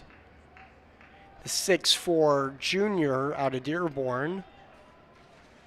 Ending the conference right there and bringing back the pitcher. 1-0 count. Liner down the third base side and foul. 1 ball, 1 strike, 1 out, and 2 runners on base. Finally, Voigt is starting to look mortal after dominating the outing so far. Still only 3 hits surrendered through 4 1/3. Wind up and the throw. Contact made, this time foul behind the backstop. Goes on top of the sunshade.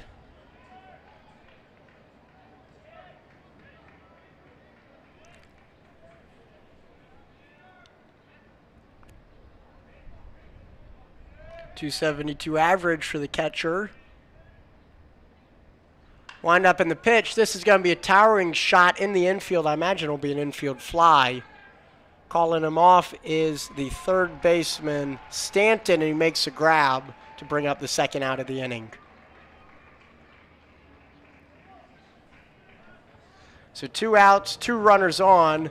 Wolverine trying to escape from this inning without any damage and keeping their shutout going.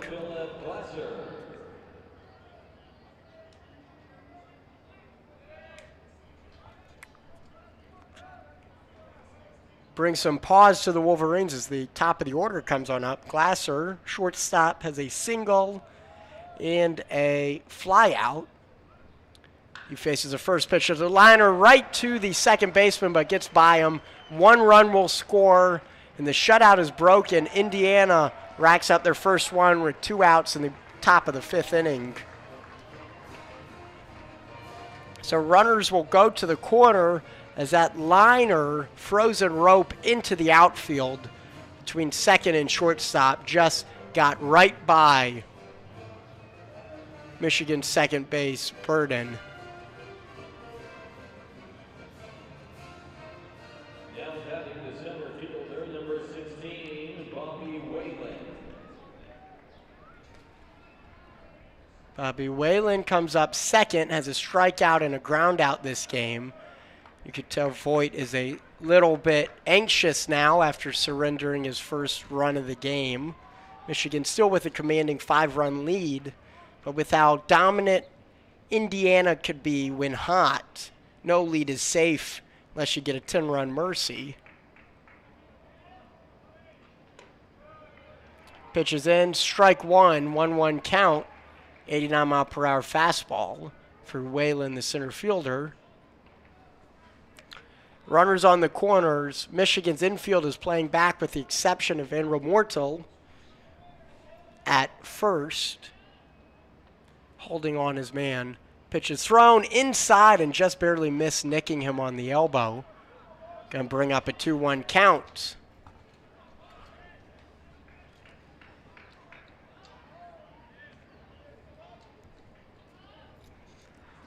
2-1 count, trying to rebound is Voigt after surrendering his first run.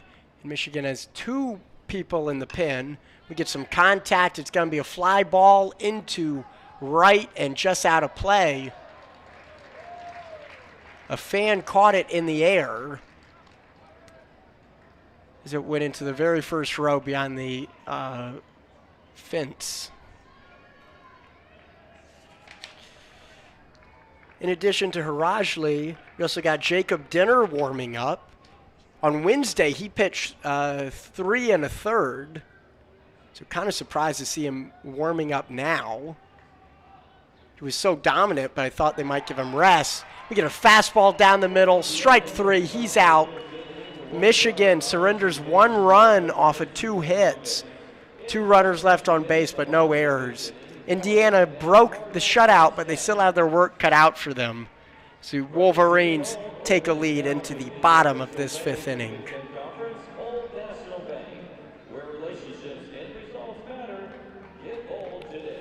The crowd is getting loud.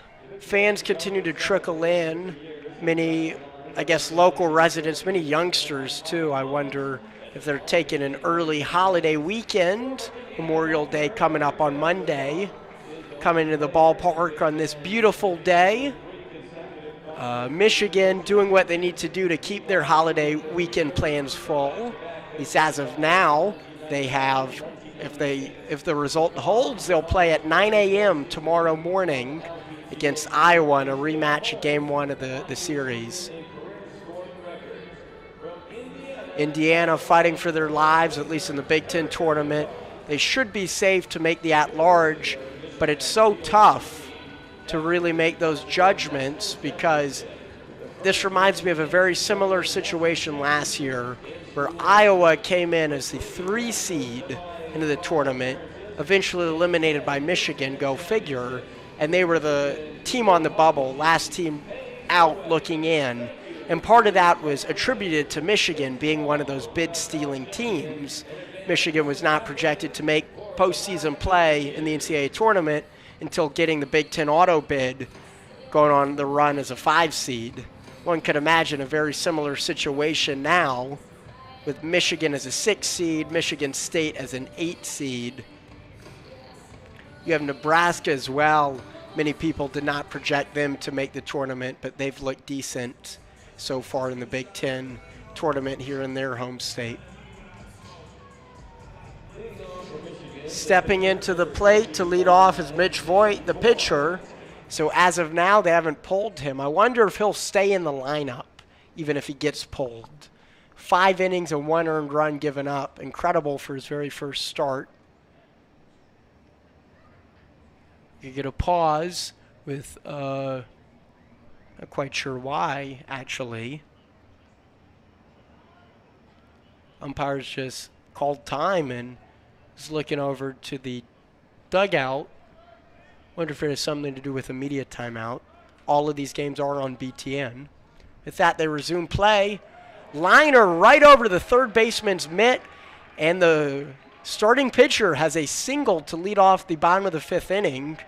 Ricocheted off of Payne's mitt. And if he used a bigger cow to make that leather, he probably would have had it. Van Remortel comes up with no outs and a runner on first base. Michigan trying to get runs in their 3rd consecutive inning. Had 3 in the 3rd and 3 in the 4th. No outs and a runner on first on an early hit here in the 5th. With Reisdorf still pitching. And it lays down a beautiful bunt. It dies and just barely goes foul. My goodness. If that were 2 or 3 inches to the left and stayed fair, he would have had a bunt for a base hit. Something you wouldn't expect from the grad student, batting .291 on the season with 46 hits. Has a double and a strikeout in this game. Had a blast on Wednesday and a couple other hits against Iowa on Tuesday. So bringing up the power and the contact, you don't expect him to lay down a bunt. Yes, it comes when it's best utilized with surprise, so I doubt we'll see him square up again this at-bat. 0-1 count with the runner back on first base. He squares up yet again. This one goes high and foul. So I feel like I jinxed it myself. I said I doubt we'd see him square up, and what does he do 10 seconds later? Just that. Since it went foul, it brings up strike 2. No balls, 2 strikes, no outs, and I doubt we'll see him square up again. It's just asking for an out, and you don't want to do that with one of your most talented offensive guys. Leg lift in the throw, 0-2, and it ricochets off him. He'll take first base. Michigan, two base runners without an out this inning. Already keeping the offense moving despite facing a new pitcher in Riesdorf.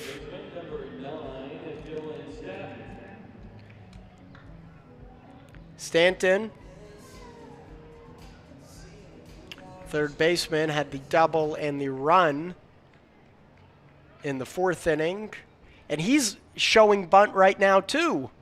Lays it down, and that one's a beaut. Dives right on top of the third baseman. Has to make an acrobatic play. Gets behind him. Runners coming in from second. 1 run will score. Runners on the corners now, and Michigan's offense keeps going. Trying to do too much is Pine, and Voigt, the pitcher, provides some run support for himself, scoring from second base on that bunt as the throw gets beyond the first baseman. And that's the second error we've seen where the third baseman overshot his teammate at first. And Michigan takes a 7-1 lead here in the bottom of the 5th with no outs. And the shortstop, Glaser, leader on the team, is calling timeout and is going to get an infield huddle between the catcher and his relief pitcher. I think he recognizes that this could end his Big Ten campaign if they don't get a hold of it soon. Michigan leading by 6. As a reminder, if you lead by 10 at the end of any inning, that will bring up the run rule. We saw that the other day with Iowa. Michigan on the other side of it. But as of now, they're looking good, but never count out the Hoosiers as Kim steps on in.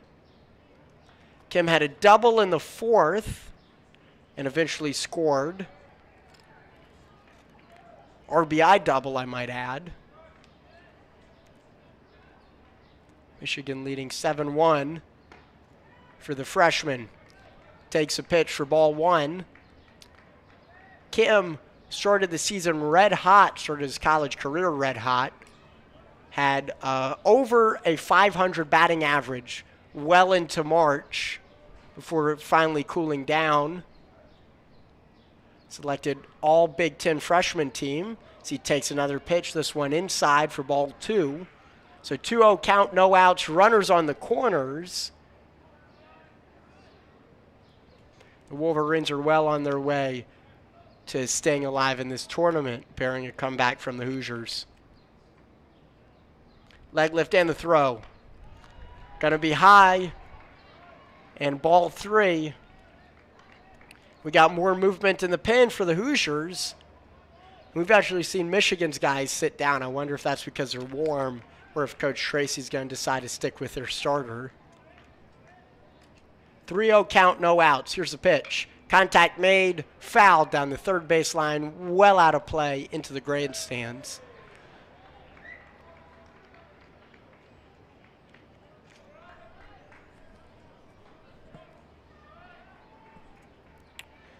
Three-one count for the freshman. It's a strikeout and a double this game. Pickoff attempt to first base for for Stanton. And he gets back fine. Stanton, yet to attempt to steal this season. Hasn't had a ton of plate appearances to begin with. There's another contact made by Kim, the freshman, and sends it foul almost identically to the previous spot. Brings up a full count, so 3-2, no outs and runners on the corners. Intrigued to see what movement, if any, we'll see from Stanton. It's imagine he'll be running on contact. But the strategy is different as we get the payoff pitch. Swing and a miss, strike 3. He's out of there. Second K of the day for Kim. As he brings up 1 out here in the bottom of the 5th.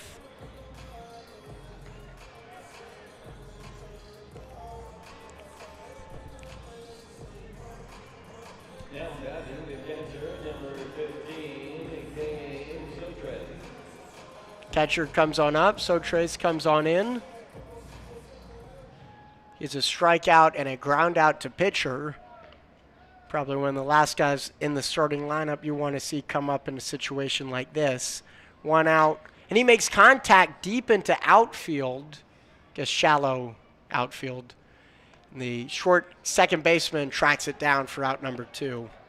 So 1 pitch and 1 out for the catcher, bringing up the starting lineup with 2 outs and runners on the corners. After starting the inning so strong, Michigan is quickly behind. We've seen them struggle all season with leaving runners on base. Leadoff hitter Jeffress comes up.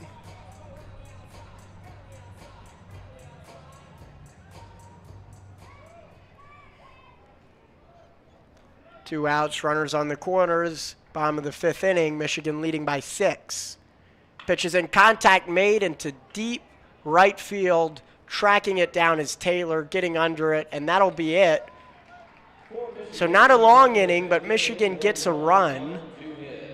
We have 1 run, 2 hits, 1 error, and 2 runners left on base as the Wolverines get back the run they previously surrendered heading into the 6th inning. Nothing beats the power and excitement of live events like tickets. After 5 full, we get the grounds crew coming on out. Going to comb the infield a little bit. Still not too many fans in the stadium, but they're trickling in. This beautiful, beautiful late May day. We know it's a holiday weekend coming up, and we appreciate you supporting student radio with tuning in. We know this game is on cable. It's on BTN. This whole tournament's on cable, so we appreciate you electing to tune into us and support student journalism as we provide coverage this entire tournament. We'll see how far Michigan goes, but as of now, it looks like they might be able to make a run for it like they did last season. It's going to be tough. The winner of this game will have to face Iowa, and regardless of if it's the Hoosiers or the Wolverines, both teams have lost to Iowa already this tournament. And not only that, if they want to advance to the finals, they're going to have to beat Iowa twice in one day, with potentially only 4 or 5 hours of rest in between them. We got game 1 scheduled for 9 a.m., and I guess game 2 is 5 p.m., so they could get like 8 hours of rest. Still not a ton of time, and especially for a team like Michigan that doesn't have an especially deep bullpen, pitching alone is going to be a tough struggle.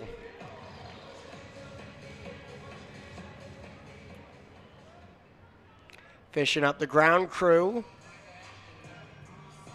And Michigan's defense comes out onto the field to begin this top of the 6th inning. Michigan, as of now, leading as underdogs against the 2nd-ranked Indiana Hoosiers. And Voigt is still on the mound, so they're going to stick with him. I guess that insurance run that he brought in was enough to convince Coach Tracy to let him go another inning, or at least start another inning. Devin Taylor, who got 2 of the outs last inning, comes up to the plate. Fouls that one off to even up the count 1-1 with no outs here in the top of the 6th.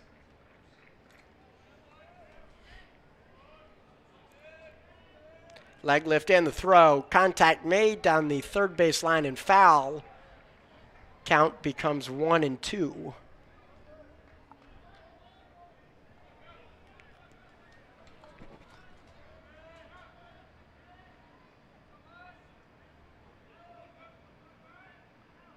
One, 2 count. Leg lift and the throw, a little bit high.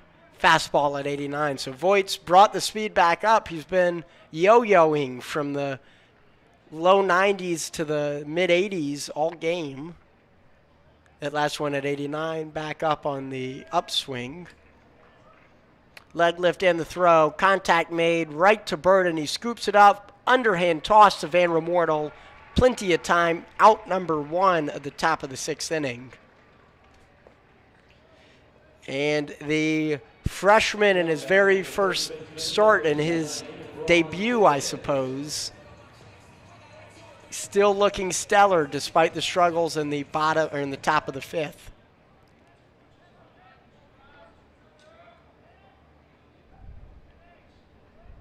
We got 1 out, and Tibbetts steps on in. Cleanup hitter has a fly out and a ground out as he fouls one behind the backstop. A lot of balls come in our general vicinity today. Makes you a little bit nervous having this laptop and these microphones right by the open window.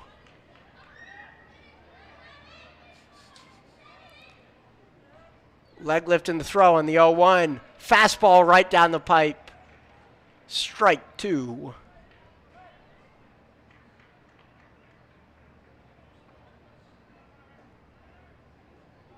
Oh, 2 count with 1 out early for the cleanup hitter. There's the throw. It's going to be high for the first ball.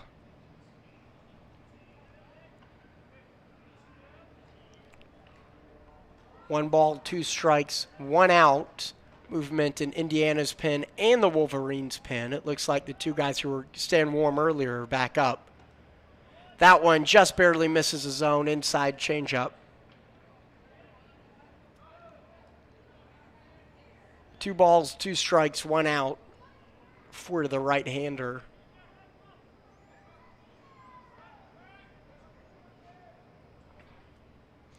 Fires it in and skips right into the left-handed batter's box, makes the count full.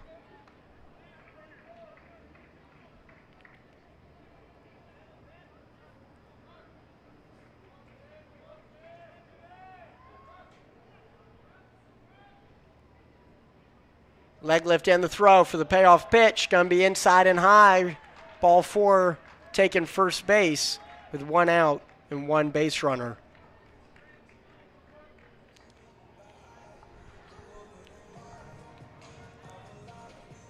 So despite going down 0-2 early, able to fight and stay alive. Designated hitter steps on in, has a strikeout and a ground out in the game. Michigan currently shifting slightly with shortstop Jeffress right behind second. Pitches in, swing and a miss. Fastball, 89 miles per hour. Can't catch up to that heat. 0-1 count. Michigan also had double play depth. Anything in the infield recovered, you imagine they'd like to turn 2 here with 1 out. Leg lift and the throw, going to be high and outside. Ball 1, evens the count up at 1 apiece.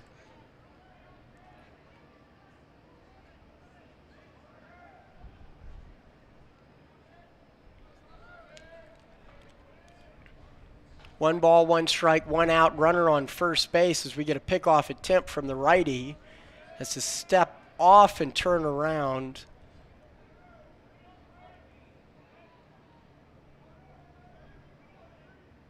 Count remains 1-1. Looks home, leg lift and fires. Contact made, drills it into right. Rounding second and going all the way to third is Tibbetts, and that'll be a 1-out single. And runners are on the corners.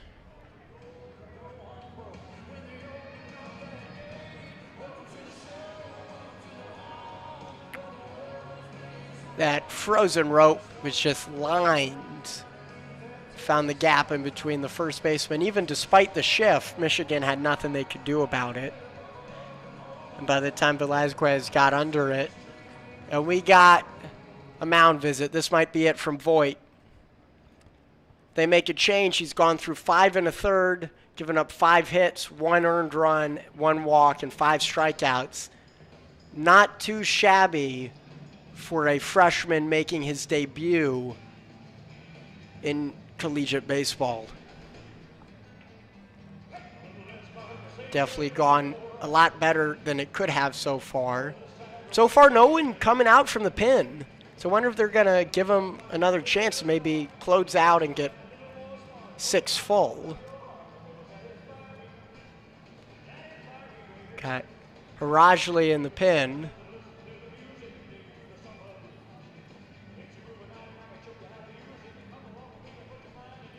The right-hander, Junior. And there we go. He'll stick in there. Returning to the dugout as a coach.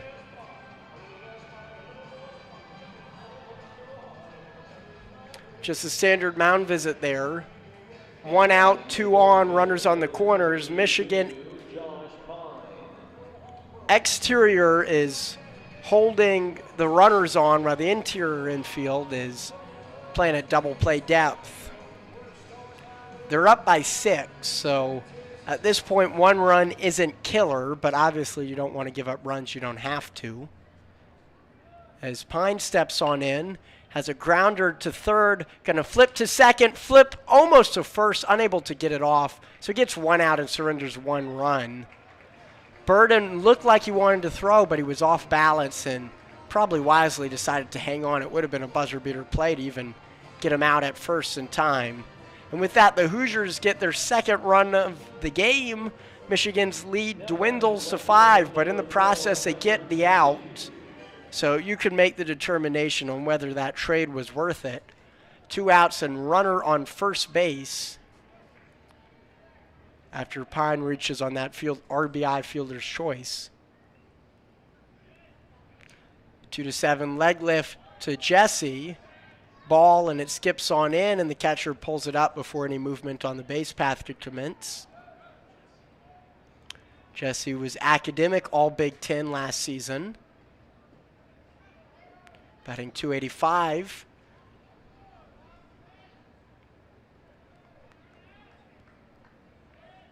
Leg lift and the throw. Contact made into right. Tracking it down, unable to get under is Velazquez. Fires into second, and runners are back on the corners, this time with 2 outs. Velazquez, he's great at the plate, but he's a little bit of a defensive liability. He's not quite as fast as some of the other players we could see out there. We've seen Pace. Pace has great jumping, could instantly get to the ball, and this will probably be it as we get another mound visit. Runners back on the corners.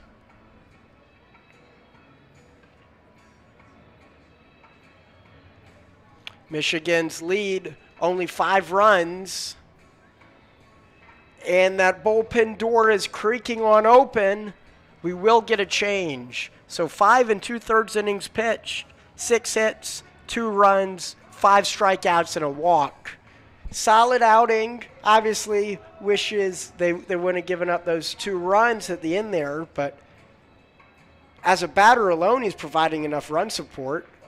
Voigt has 2 runs. I'm curious to see if he'll stay in the lineup after getting pulled, whether they'll move him over to third. And he's coming on out fully. This has to be an emotional moment for him. The freshman, 2-time all-freshman Big Ten at both third base and pitching, comes on out. And they're going to pull him completely, so they're losing his bat, which must suck for the team. I'm sure Coach Tracy has thought about keeping him in, potentially moving him to third. Harajli comes on in for the Wolverines.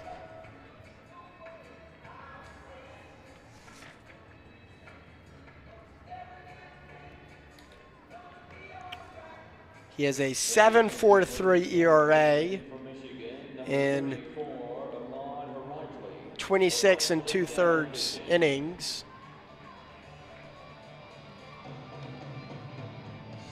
He's getting fired up. 34 strikeouts and 31 walks. Obviously, that 7.43 ERA scares a lot of Michigan fans, including myself. But Coach Smith doesn't need a long relief from him. Currently, you have 10 outs left for the Hoosiers. You have a 5-run cushion. If he could just get through an inning and a third safely, that would be all Coach Smith needs.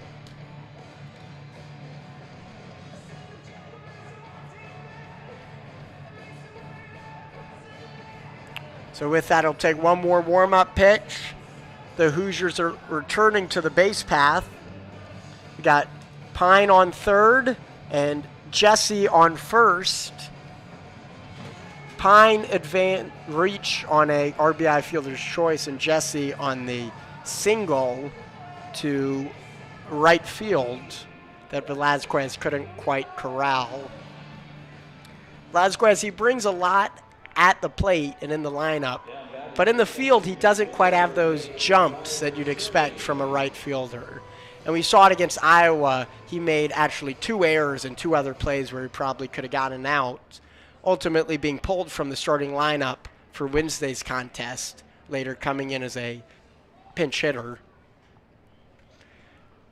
Cerny comes on in, the 8-hitter, has a hit by pitch and a fly out this game. Michigan just trying to escape from this inning with only 1 run surrendered. Fires it in, strike 1, swing and a miss, 92-mile-per-hour fastball for the junior from Dearborn. Leg lift and the throw, outside and away, ball 2.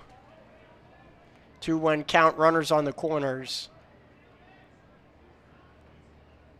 This whole game, we haven't seen any stolen base attempts from the Hoosiers. Been very conservative on the base path. As we get a pitch and it's fouled on back, evens the count at 2-2. So we got 2 balls, 2 strikes, 2 outs, and 2 runners on base. So Wolverines are trying to escape this 6th inning with only 1 run surrendered.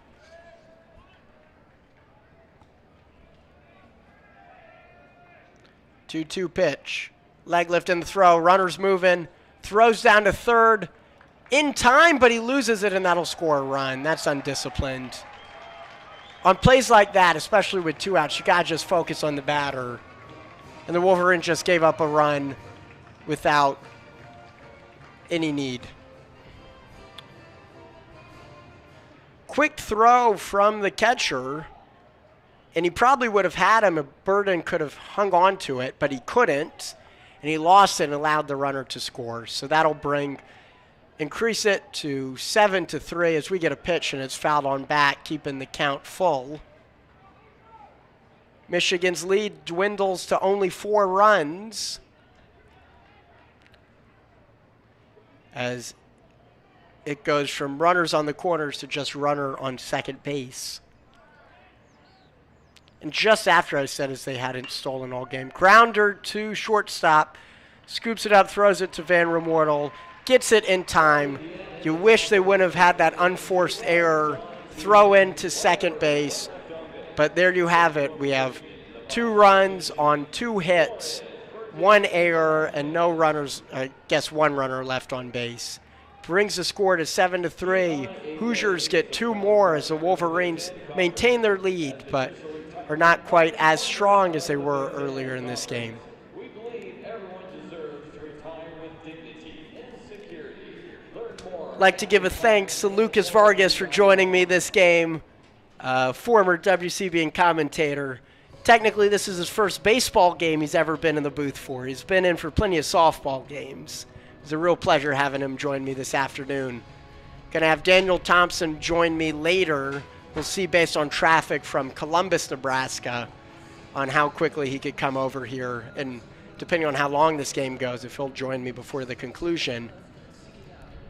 So in the middle of the 6th, Michigan leads by 4, not quite as cozy as they were earlier in this game, but the offense is continuing to move, and Indiana has forced itself to go into the pen, which could be crucial as this game continues. I'd like to thank everyone for tuning in and supporting Student Radio. It's a lot of fun bringing you coverage. And we know this game is on television, so we're happy to provide coverage without any commercials and completely for free. over the YouTube airwaves. If you like what we do, please consider subscribing to our YouTube channel. We have over 185 games in the 2022-2023 school year. And although this has the potential to be our very last broadcast, depending on how the Hoosiers do, we have been very honored to bring you live coverage of 13 different Michigan sports. So if you hit that subscribe button on YouTube, in the fall when Michigan football and volleyball and field hockey and soccer gets back up, you won't miss a single broadcast. All for free, all commercial free, live from WCBN. Leading off for Michigan, the left fielder, number 22, Tito Flores. Flores steps on in, the second hitter, left fielder, captain and 2023 Big Ten Sportsmanship Award winner. Has a single, a strikeout, and a flyout this game, looking to jumpstart this Michigan offense as we go into the bottom of this sixth inning.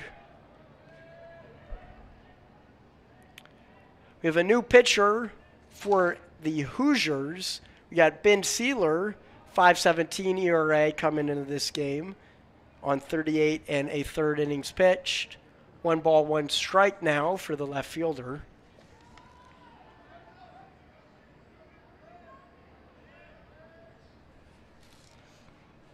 Michigan leads 7-3 as we get the 1-1 pitch. Fouled down the third base line and out of play.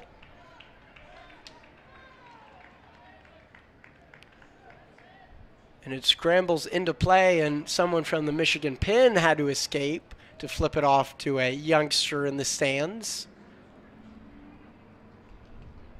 Beautiful day, not a cloud in sight. Blue skies all around. 1-2 count outside, ball 2 evens up the count.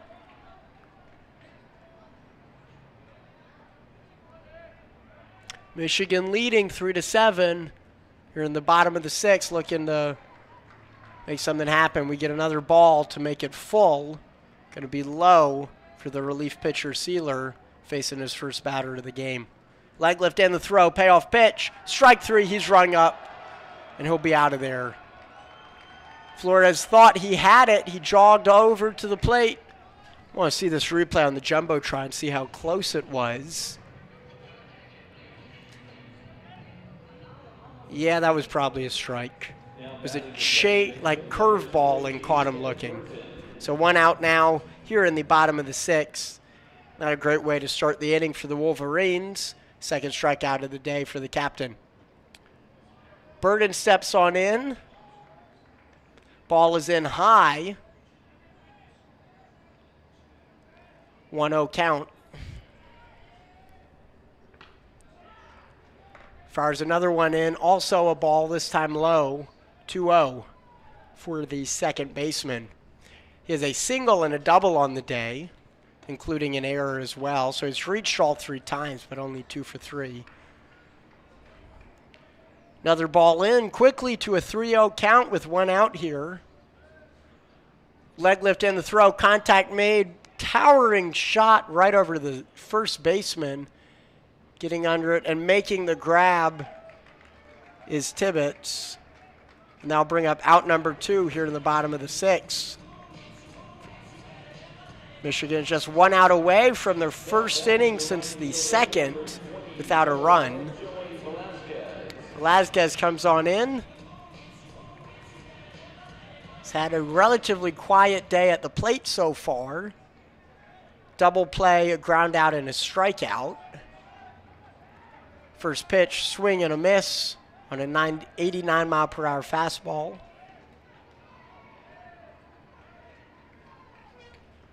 Second pitch skips on in there, just too much velocity, couldn't control it.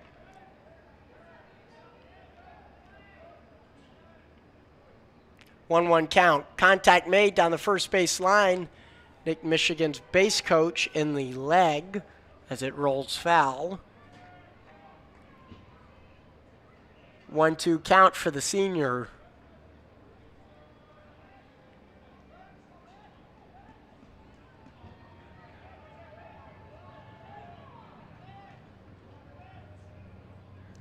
1 ball, 2 strikes, 2 outs. Right fielder trying to stay alive here and potentially provide some run. He calls time for 1 second, too. So after hitting it foul and the right fielder having to track it down. Leg lift and the throw. Fouls it back to stay alive. Remains 1-2. Hits the backstop.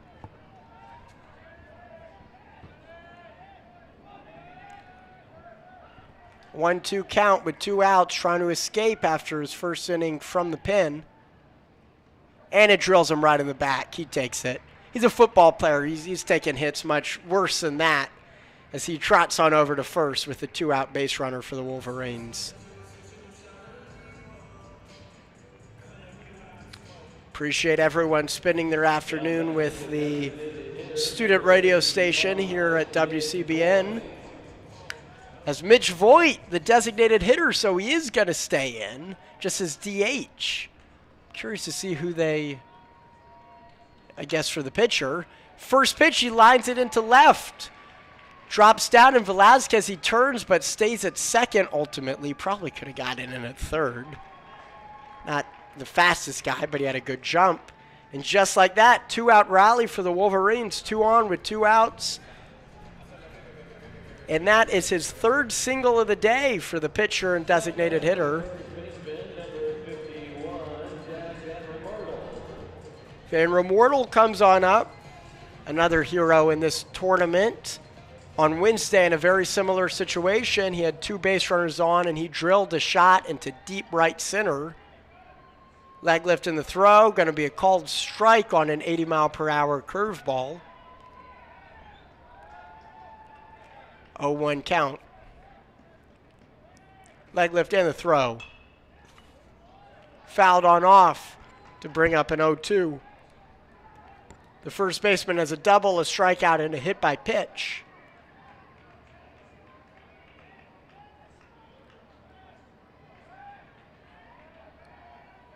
Trying to stay alive here. Here's the pitch. Outside. Ball 1. Looking to bring in more runs, too. And Remortel. No RBIs yet on the day, despite the 2 trips to the base path. Leg lift and the throw. Inside, evens up the count at 2-2. We got 2 balls, 2 strikes, 2 outs, and 2 runners on base. So Wolverines are trying to get runs for their 4th straight inning. Leg lift and the throw. Contact made, drilled up the middle, will find the gap. 1 run will score as Velazquez rounds third base. And just like that, RBI single for the grad student, and runners on the corner, and the Wolverines add back 1 of the runs they surrendered in the top of the inning.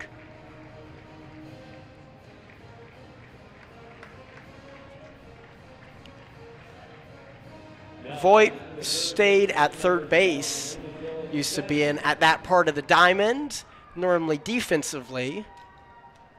So we now have runners on the corners, and Stanton comes up. He has a single and a double this game, and a run on top of that. So with that last run, Michigan has scored at least 1 run in the 3rd, 4th, 5th, and now 6th inning. 2 outs, 1-0 count, swing and a miss. Changeup caught him looking foolish with a 79-mile-per-hour pitch.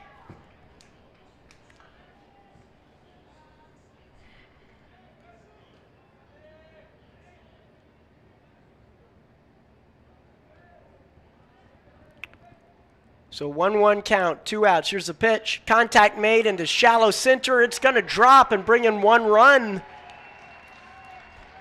As Van Remortel advances safely to second, Michigan leading 9-3. The offense is staying strong against the bullpen from the Hoosiers. 2-out rally as Michigan brings in their 2nd run at the bottom of the 6th inning. Now batting the center fielder, number 21, Jonathan Kim. Jonathan Kim, center fielder, comes on in. All Big Ten all-freshman team selection for center field. takes the first pitch inside, ball one. He has a double and 2 strikeouts this game. On the double, he scored an RBI and later was advanced in as he swings and fouls it off, evens up the count at 1-1.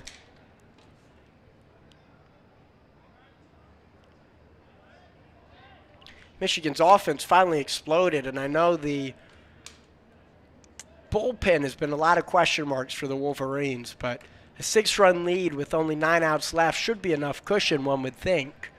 Fires in the 1-1 pitch, and it's fouled back, makes it 1-2.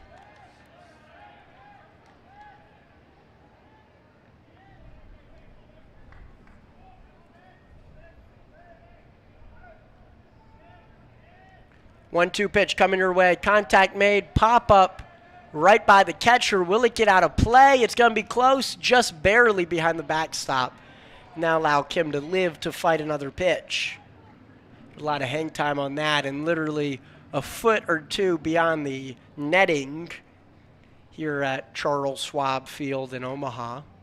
Initially, this was TD Ameritrade Park, but when Charles Schwab bought TD Ameritrade, they opted to commandeer the naming rights of this stadium here in Omaha. Leg lift and the throw. Contact right up the middle. It's scooped up by the second baseman, and he can't throw it anywhere. He was on his ground. He was looking for the infielder to cover second base, and no one was there. And then by the time he went to first, Kim already took the bag. So we have bases loaded with 2 outs.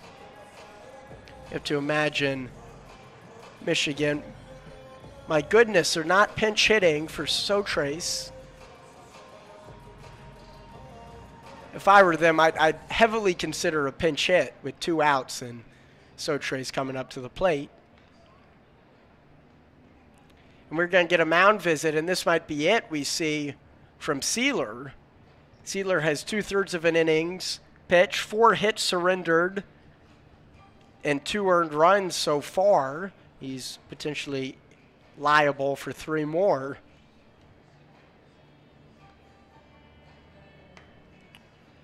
As of now, Trace is stepping on in. Kind of surprised Michigan Coach Smith isn't looking to make a change.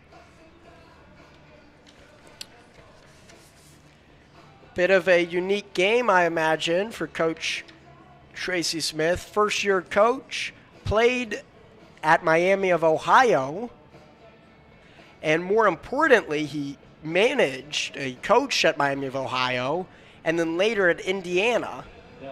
He had 2 regular season titles at Indiana, followed by 3 tournament titles, and 3 appearances in the NCAA regionals, including 1 College World Series berth. So a lot of friendly camaraderie between Smith and his former team. As Sealer stays in and faces Trace, pitches in, 0-1 count with 2 outs and bases loaded.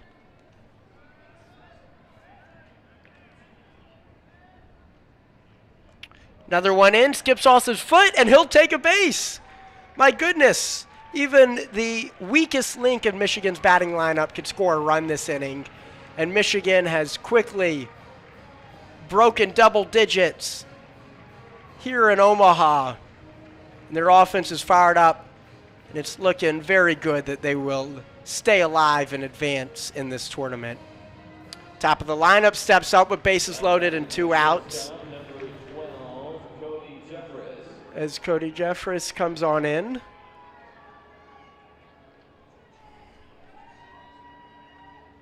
Rocks back and throws.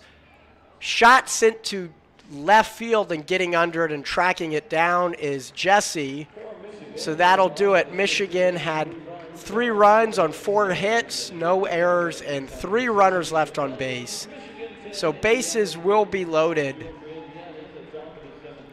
here in the 6th inning. But Michigan able to secure 3 runs of their own and provide more of a cushion as they lead by 7 now.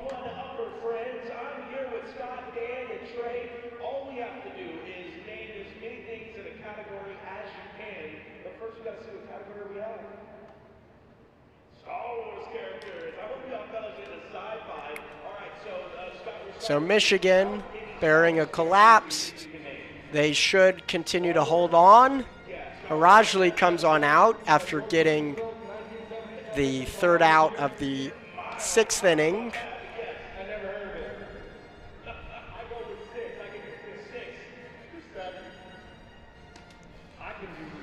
Michigan broke the double-digit barrier for the first time this tournament and for the first time in a while. Most recent time they've gone double-digit points was May 14th against Northwestern, their regular season home finale.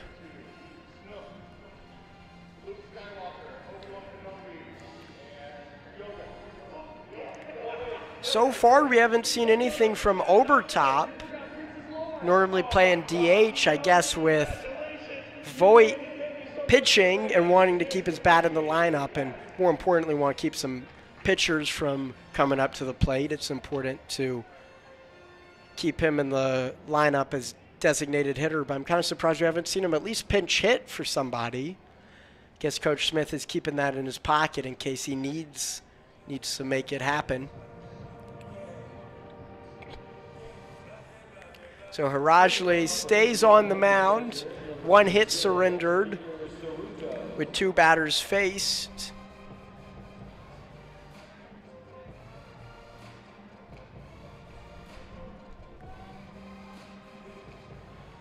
In a third of an innings pitched. Ceruto comes on up. He has a single in 2 plate appearances. First one's in high. It's a fastball. It reaches 90 miles per hour, but ruled a ball. Fires another one in, outside corner, ball 2.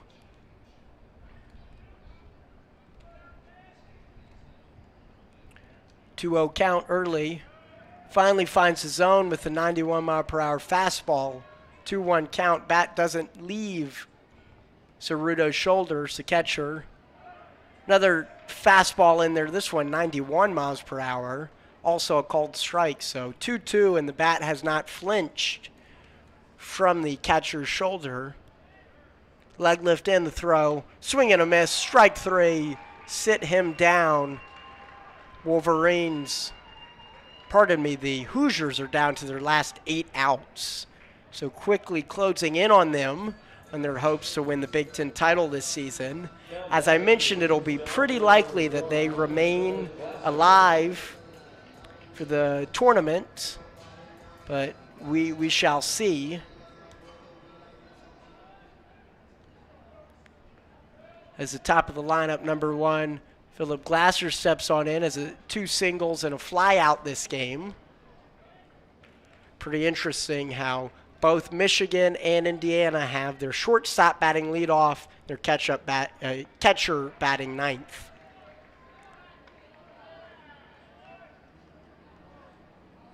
So we got a 1-1 count with 1 out for number 1, the 1 hitter. As he fouls it back, makes it 1-2. So that goes well out of play. Stadium's quite monumental compared to some of the Big Ten venues. Much larger seating than any of them combined, I imagine. Another pitch is in, and it's high and away. Evens up the count at 2-2. This beautiful day. Sun directly above at 4:20 Central Daylight Time. Swing and fouls it back in the net to stay alive. Fans are starting to trickle in. A lot of fans getting off work. Local Husker residents hoping to get good seats ahead of the Husker game tonight. I imagine it'll fill up quite a lot. Leg lift and the throw. Dribbler up the middle. Burden scoops it up. Can he throw it over in time? It's going to be close.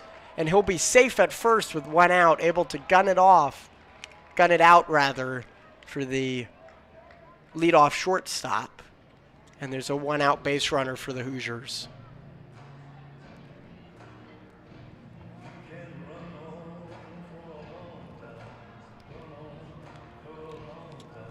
So Hoosiers have their work cut out for them. Only 8 outs left, and they trail by 7. With Bobby Whalen, 2 strikeouts and a ground out today. Normally a pretty solid hitter, 272 average, 64 hits on the season. Harajli fires on in for a called strike, 91-mile-per-hour fastball. Michigan has more arms warming in the pen. One must imagine this is all we'll see from Harajli. The 7.24 ERA makes Michigan fans nervous to rely on him too long, even with a lot of run support and insurance. 1-1 count, fires it in, contact made into right. Flores trying to track it down, looking back. That's gone into the Michigan bullpen. Just like that, Indiana cuts their lead by 2. They now trail only by 10-5. It's a double-side's 3rd home run of the season for Bobby Whalen. Double-sided sword for having a guy like Harajli throwing 91 down the pipe. Catches a lot of guys whiffing, but when they connect, it's going 350 feet. That hit the back wall of Michigan's pen, too. Taylor steps on in, takes a first pitch for a ball.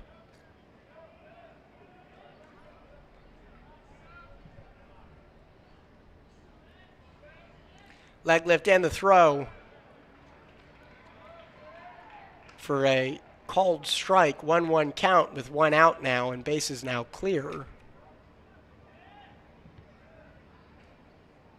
Wind up throw inside. It'll be ball 2. So that one just barely avoids the knees of Taylor. 2-1 pitch. Leg lift and the throw. Having to jump back, almost identical position. Increases the count to 3-1.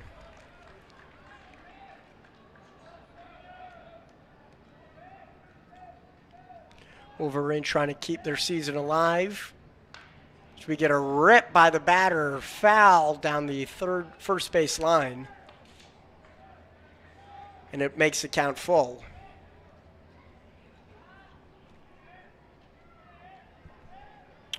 Three balls, 2 strikes, 1 out. Harajli trying to get out of the 7th inning without any more damage, already surrendered 2. Leg lift in the throw, it's going to be low and inside for ball 4. For the 2nd time of the inning, there's a 1-out base runner on first. And that might be all we see from the reliever. Coach Tracy's coming on out for a mound visit.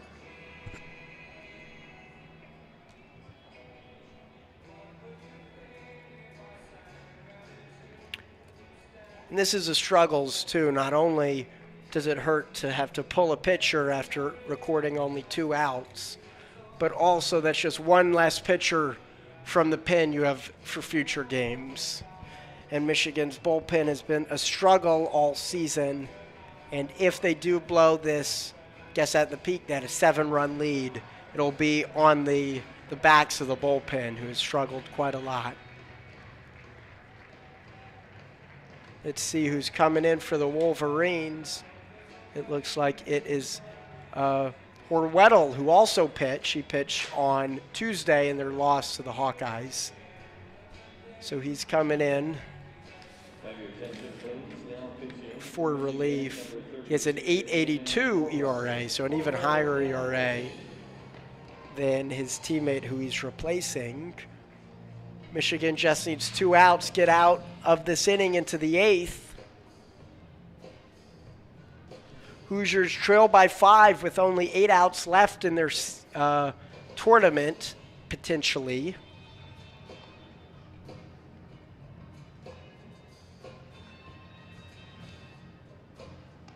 Getting the warm-up pitches. 16 1/3 innings pitched this season with an 8.82 ERA. 30 hits surrendered, so averaging just under 2 hits per inning. Wolverines desperately trying to hang on.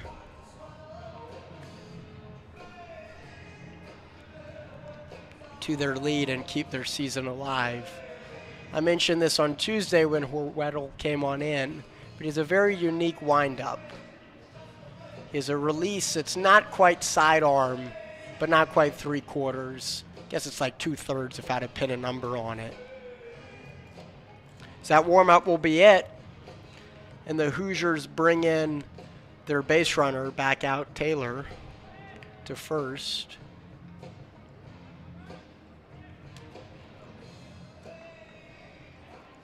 Now batting the first baseman, number 9, Tibbetts. Tibbetts comes on in.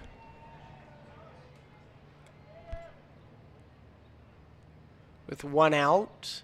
He has a walk and a run in the 6th inning, and beyond that, 2 ground outs. So he takes a first pitch in for a strike. 1 runner on, Michigan trying to escape this inning after already surrendering 2. High towering shot, likely to be an infield fly. Third baseman gets under it and makes a grab for Stanton, so that'll be out number 2. 2 pitches and an out already, so being efficient for Weddle.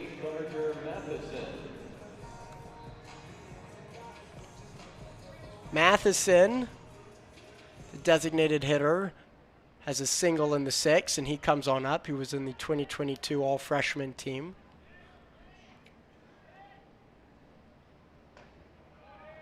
Fires it in. It's going to be just a bit outside for ball 1 for the 5-hitter.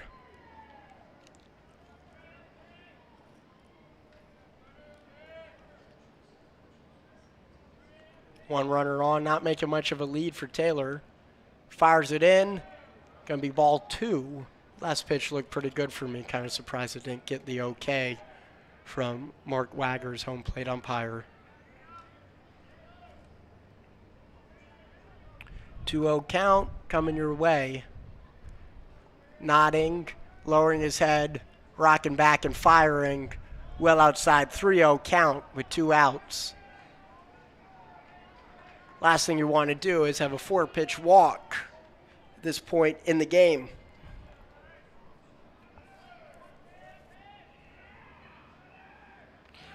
Fires, finally a called strike right there, 82-mile-per-hour pitch right on the inside corner of the zone, 3-1. If he is going to take first, it won't come that easily. 3-1. Fires, fouled on back to make the count full. So we have a full count with 2 outs and a runner on first. Likely to see Taylor running on the windup with this right-handed pitcher.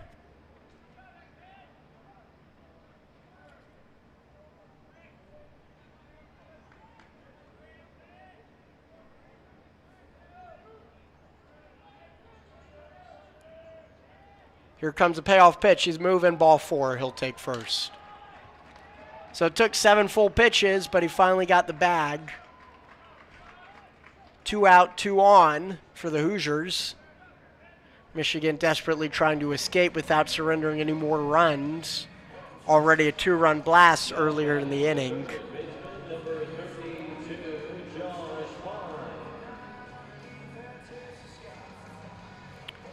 Josh Pine comes on in. 2 strikeouts and a fielder's choice where he eventually scored. Leg lift and the throw. It's going to be a ball. Zone for this umpire is very small. He's being moderately consistent about it, however.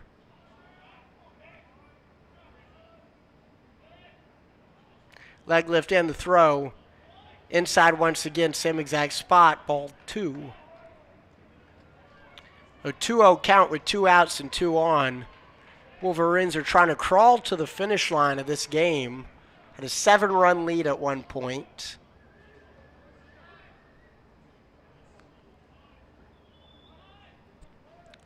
Throws it, makes contact into left, and that will land off the outfield wall. 1 run will score. Second one stops at third. So 2-out double to bring in an additional run to make it a 4-run ball game. And the Wolverines are really struggling to hang on to this one.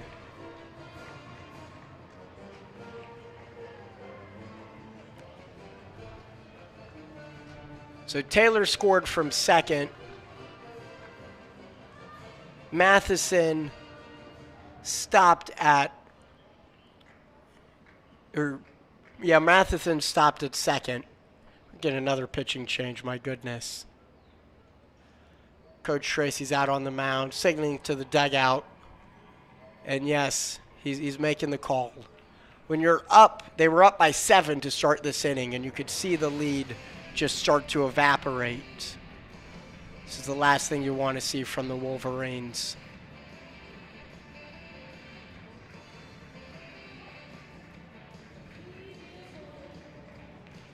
And the momentum, despite Michigan getting runs in all 4 of the previous innings, seems like the momentum's all on the Hoosiers side. Michigan's bullpen is in complete free fall. See who we got coming in. Looks like it's Jacob Dinner, my goodness. He pitched yesterday, had an incredible outing. Went 3 1/3. You're going to have to rely on him again. Michigan, number 47, Jacob Denner. Denner now pitching. Yeah, Dinner went 3 1/3 yesterday. Got the long save. Has a chance for the long save here, too.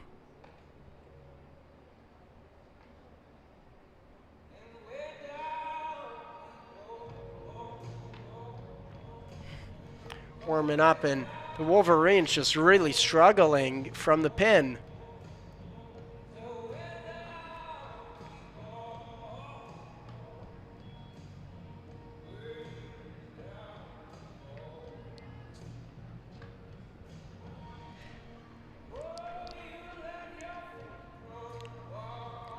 .65 innings pitched for Dinner, ERA of 4.98. Looked incredible yesterday from the pen. Coach Smith is hoping he could get more of that today.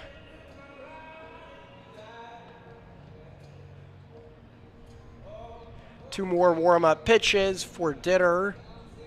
He's been warming up for a while. I saw him starting to get loose back in the 4th inning. So Michigan Wolverines desperately try to hang on with 2 runners on scoring position and 2 outs here in the top of the 7th. Their lead has dwindled down to only 4. It was at 7 at the start of this inning. Now batting the left fielder, number 4, Hunter Jesse.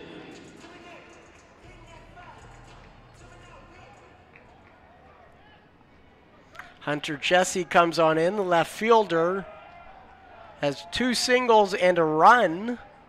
Looking to bring in an RBI here. First pitch is in a little bit high, 89-mile-per-hour fastball for Dinner.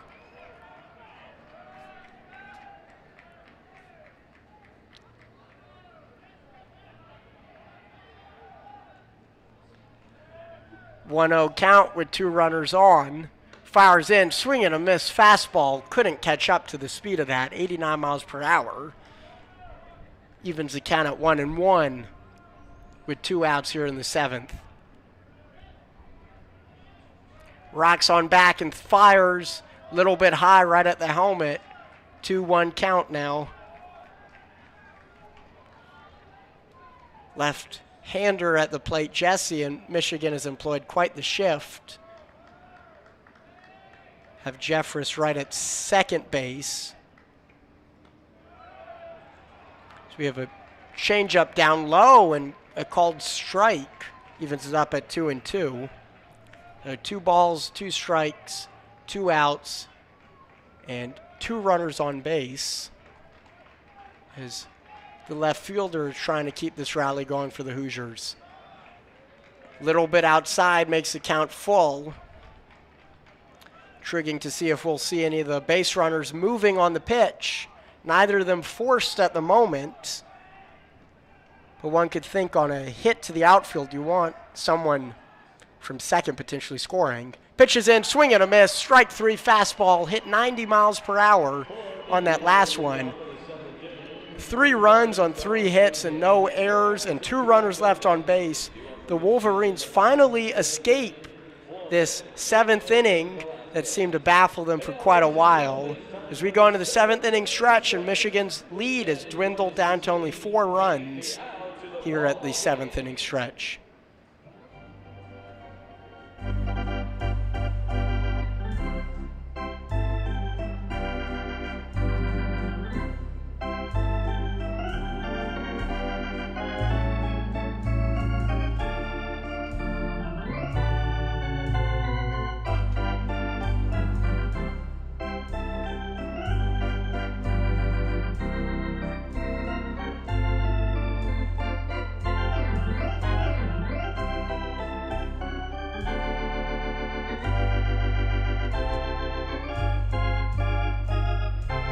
Great job, fans!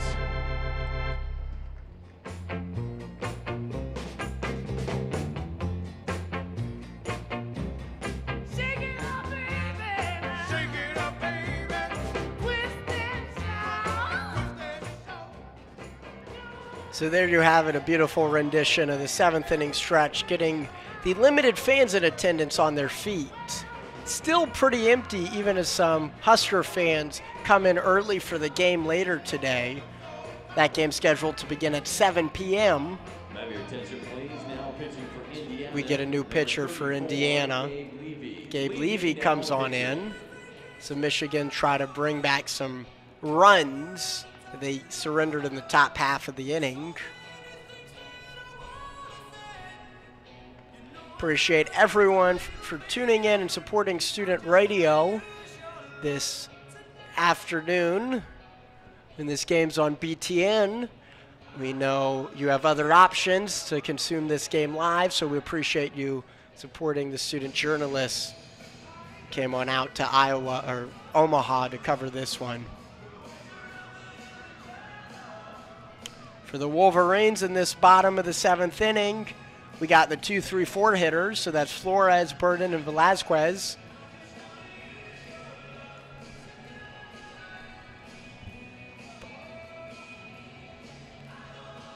Michigan trying to get some offense back up to erase some of the ground that they ceded over to the Hoosiers. Michigan has gotten at least 1 run in the past 4 innings, count them 4 innings. They got 3 in the 3rd, 3 in the 4th, 1 in the 5th, and 3 in the 6th as Flores steps on in the left fielder. Makes contact and a blast into the alleyway. Will it find ground? No, it won't. Incredible acrobatic move by the second baseman, Cerny, to make the grab. Basically a no-man's zone in between himself and the center fielder. 1 swing and 1 out. So the Hoosiers get a favorable break right there. Batting the second baseman, number 3, Ted Burton. Burden comes on in. He's had a very successful game so far. Single, double, and reached on an error. Wind up in the throw, and he has a grounder to shortstop, scooped on up, thrown over to first in time, and 2 pitches and 2 outs. Levy is incredibly efficient so far. The Wolverines' offense has started to sputter after being so dominant the past couple of innings. I suppose they had time to cool down after that incredibly long inning of 2 pitching changes and 3 runs by the Hoosiers in the top of the 7th. Velazquez comes up with 2 outs. Inside pitch taken for ball 1.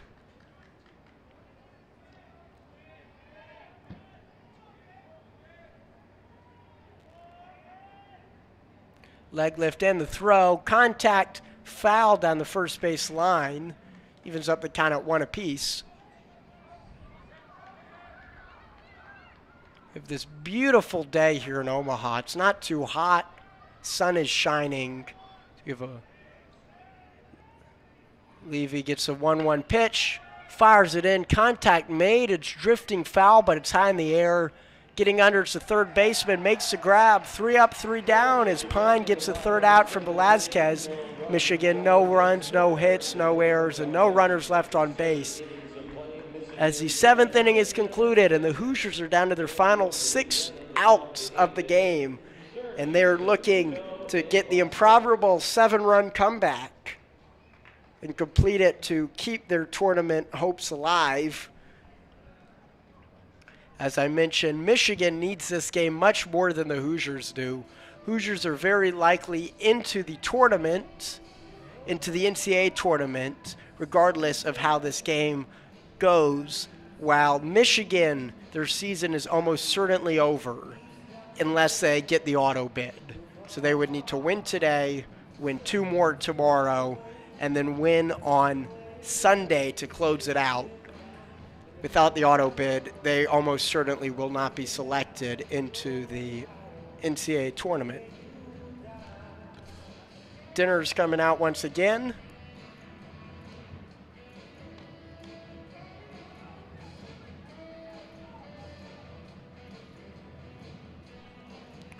Looking strong. I think Coach Smith, if he's lucky, could ideally get Dinner to finish out the rest of this game just like he did yesterday, kind of get that long relief. Through 7 innings, Michigan leads 10-6, 15 hits to Indiana's 9. Only 1 error by the Wolverines, 2 by the Hoosiers. Michigan has 9 runners left on base, and compare that to 7 for the Hoosiers. Get some young fans grittying in the stands on the Jumbotron. As we begin play here in the top of the 8th inning, Wolverines trying to keep moving and maintain their lead without any hiccups like they saw the last 2 innings. In the 5th inning, Indiana scored 1. 6th inning, they got 2. 7th, they scored 3. The trend continues. They're about to put up 4 in this frame. Not if Dinner has anything to say about it, however. Leg lift and the throw.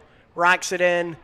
Blue pit into the first base side. Van Remortel scoops it up in the air. Out number 1. 1 pitch, 1 out. 5 outs left for the Hoosiers.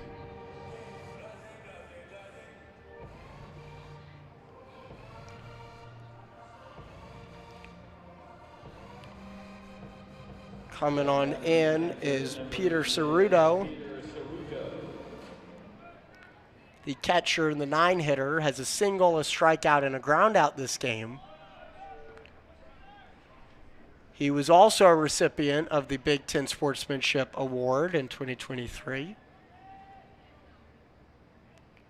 Fires it in, makes some contact. That one goes high but foul, bringing the count to 1-1. Dinner trying to take command. Regardless of how this game goes, props to Coach Smith for putting in a freshman, his very first start as a college student in the Big Ten tournament, and he ends up going 5, only getting 3 earned runs. He went 5 1/3, rather, with only 3 earned runs. So the next pitch is in. Wind up in the throw. Got to be a ball just barely missing. 3-1 count.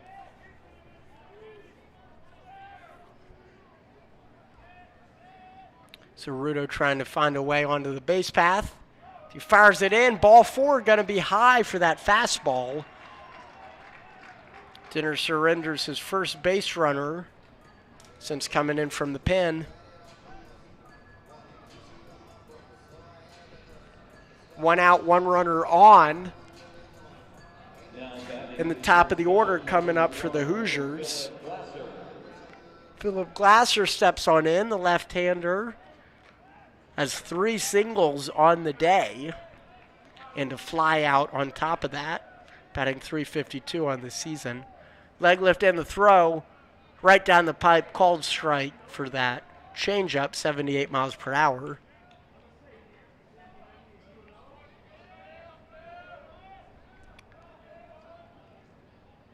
1-0 count, 0-1 count rather. Fires it in, fouled back, and quickly behind 0-2 for the leadoff hitter with 1 out. 81 degrees right now in Omaha, 4:46 local time.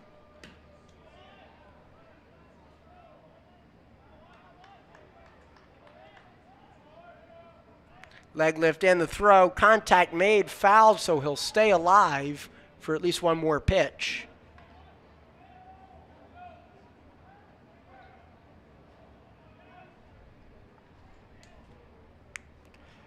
Still remains 0-2 with 1 runner on.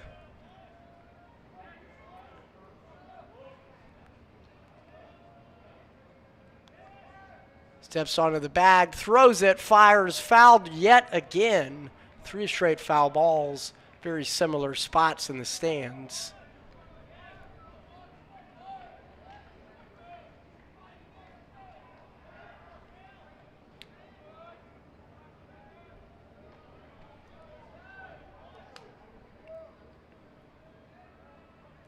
Score is 10-6 here in the top of the 8th with 1 out and 1 on. Fires in, and it's going to be high, makes the count 1-2. Hoosiers fell behind early. Haven't given up quite yet, down only 4 with their tournament hopes on the line right now. Leg lift and the throw. Fires in high yet again.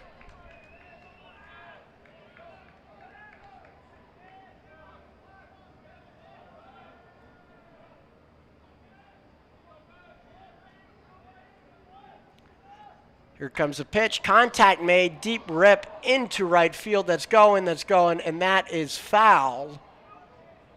From my angle, it looked like it was gone for a moment, but the wind carried it out of play. And that was a sigh of relief you just heard from all the Michigan fans in attendance. Not too many of them made the trek out, but those who did are seeing a show. Michigan advanced farther than they were projected to. With a leg lift and a throw, contact made, once again out of play. 5th foul ball for the leadoff hitter. 1 out, 1 on. We have a 2-2 count, and Glasser's not going down without a fight. Leg lift and the throw, finally makes contact and puts it in play. Third baseman Stanton drifting over, making the grab for the 2nd out of the inning. 4 more outs left for the Hoosiers as they trail by 4 runs.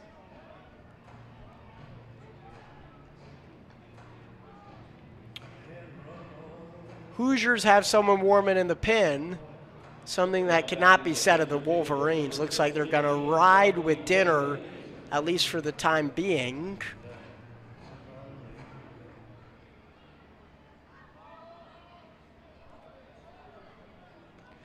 Michigan leading 10-6 and trying to crawl onto the finish line of this matchup against the 2nd-ranked Hoosiers. First one fouled. 0-1 count for Bobby Whalen, the 2-hitter and center fielder. Has 2 strikeouts and a home run this game. That home run in the 7th with a 2-1 blast into Michigan's pen. So he grounds it up the middle. Scoops it up, tosses over to 2nd for the final out of the inning. So there you have it. No runs, no hits, no errors, and 1 runner left on base as the Wolverines get within 3 outs of advancing into the 4th round of this tournament. When we all play, we all win.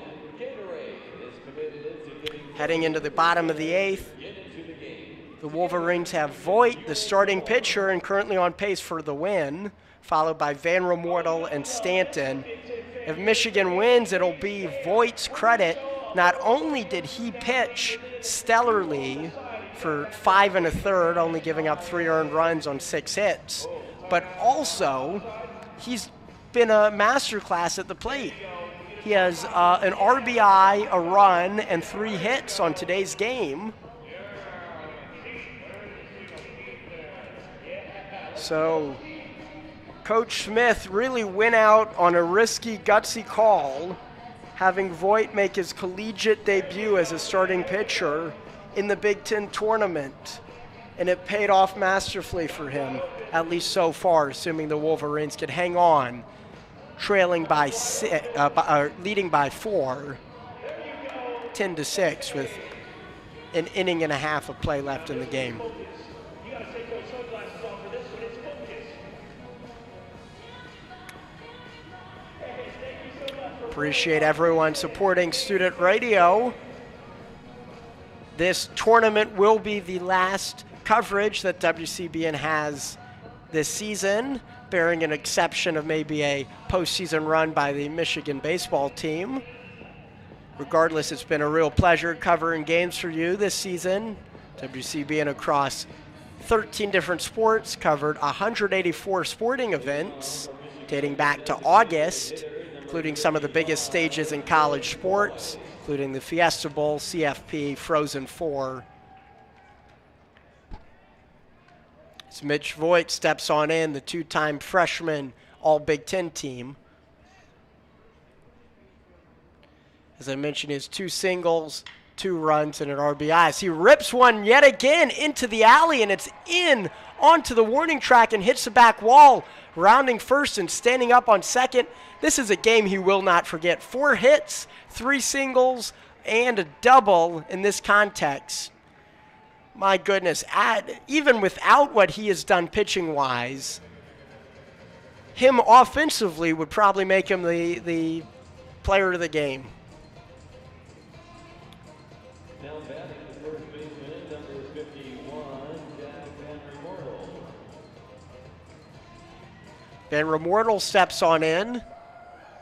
The grad students, the last link on the team to Michigan's previous run on this very field, when they, in 2019, made it all the way to the finals of the College World Series before falling to Vandy. First pitch, ripped to shortstop, scoops it up, throws it over to first for the first out. No movement on the base path for Voigt.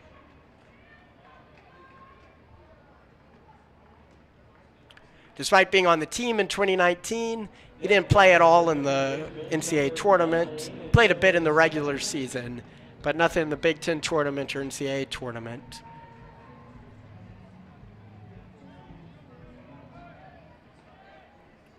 Stanton steps in, and despite normally not starting, he's having a decent day as he swings and fouls the first one off. He only has 5 starts prior today, because usually Voigt starts at third. But today he has a double, 2 singles, and a run. Add on top of that an RBI. 0-1 count, fires in. Ball outside, 89-mile-per-hour fastball. 1-1 with 1 out and a runner on second.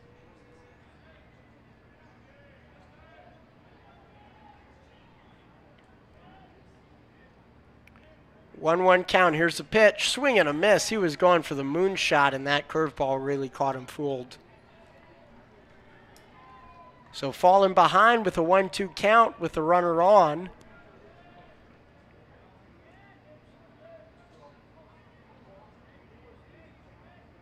Looking on back, stepping forward, firing and throwing, and it's a ball. Evens the count at 2. It skips on in before the plate. Wolverines trying to get some insurance runs before giving one last chance to the Hoosiers to come back and win this game. No one in the Wolverine pen, so that makes you think Dinner's getting the save. So it's a rip, and Stanton gets another hit. 4th hit of the game for him as he rounds first. Stays there, and ultimately Voigt stays at third. He ran about halfway home before turning around. Michigan with runners on the corners and 1 out as they continue to fire offensively. Stanton with 4 hits, including 3 singles and a double. So both Voigt and Stanton, the 2 third basemen on the team, have 3 singles and a double in this game so far. Pretty incredible how similar those two are. Jonathan Kim stepping in. We have a pinch runner as well. You see who that is, coming in for Stanton at third. Jake Marty will be pinch running. I wonder if they're going to try something new with him, with runners on the corners and one out. Leaves a lot of strategy for base runners. Marty has 5 stolen base attempts and successful on 3 of them. The first pitch is into the center fielder, Kim, and it's high for ball 1. Kim, along with Voigt, made the All-Big Ten freshman team this year. Leg lift and the throw. Inside for ball 2. 2-0 count early.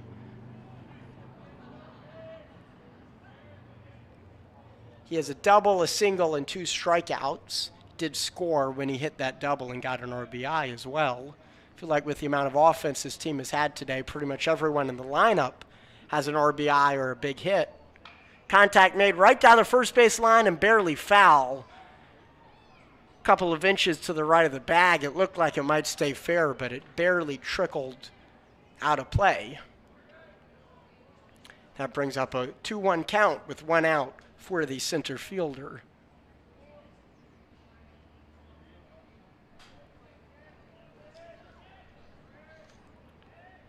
One out, runners on the corners. Michigan looking to pad their lead, currently leading by 4 against the second-ranked Hoosiers. Leg lift and the throw, inside at his knees. He lets it sail, 3-1 count.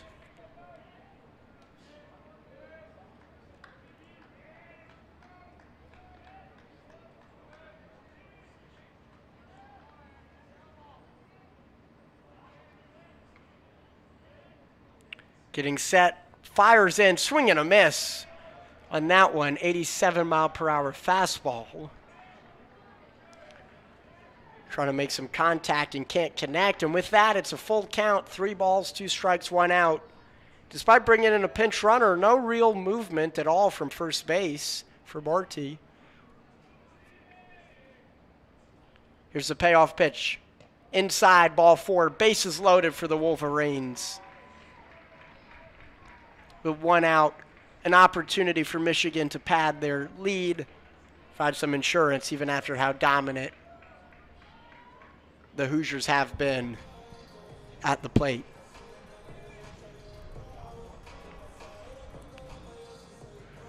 So bases loaded now for the Wolverines. And we have a pinch hitter. Casey Buckley comes on in. He's taking the place of Sotres, and it's likely Buckley will stay in as catcher like we saw in Game 1. Buckley is much better offensively than Sotres, but not quite so defensively. So he chops at the first one, shallow one, and he pitches it home for the force out. So that'll be a fielder's choice, makes it 2 outs and bases loaded, as all runners advance except at third, where Voigt gets forced out with that bloop hit right into the grass right in front of home plate. Now batting the shortstop, number 12, Cody Jeffress. Cody Jeffress comes on in, lead up batter with bases loaded, 2 outs. Michigan trying to avoid stranding more runners on base. Terrible job of doing that so far. 12 stranded through 7 full. First pitch is inside for ball 1 for the leadoff hitter. Batting .289. Leg lift and the throw, swing and a miss. Strike 1. And that fastball chasing him high.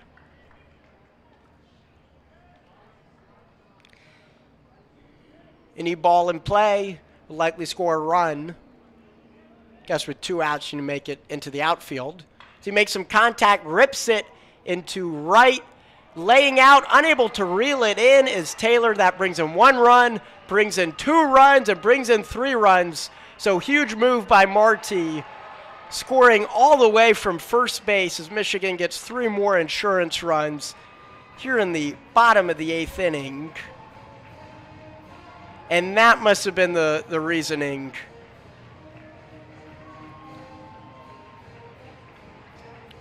to get the pinch runner, my goodness.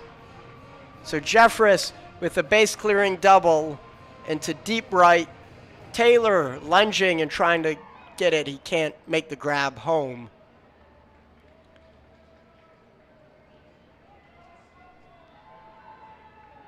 And we're going to get another call to the bullpen, this time for the Hoosiers.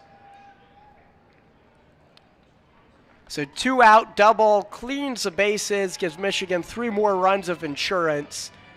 The lead extends back up to 7, which ties for the longest it's been this ball game. And the Hoosiers' chance at coming back keeps on dwindling.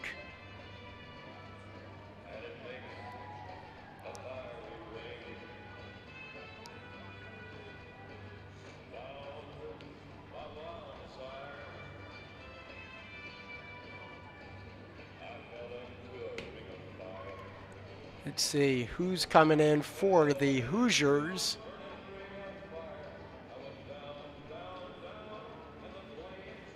The Hoosiers look completely defeated.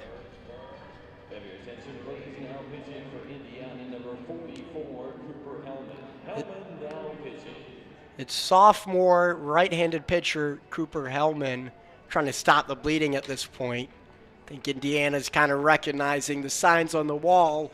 They had momentum, but their work would have been cut out for them anyway, having to score 4 runs in the top of the 9th.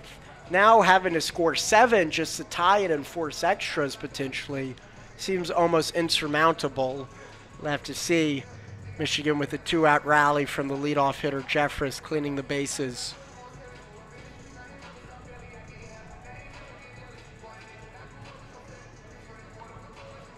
A lot of pitching changes between the two teams this game.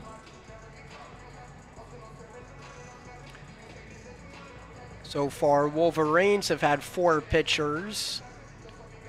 Indiana has had 5, or I guess Hellman will be the 5th. Guess in an elimination game like this, there's no harm into pulling out all the stops. And that's just what Indiana's doing. Hard to tell how many Hoosiers fans made the trip out because the Hoosier red is very similar to the Husker red. A lot of Huskers fans are coming here early. In under 2 hours, the Huskers will take on the other team from the state of Michigan, Michigan State, the Spartans, as they face elimination. Stepping up, Flores.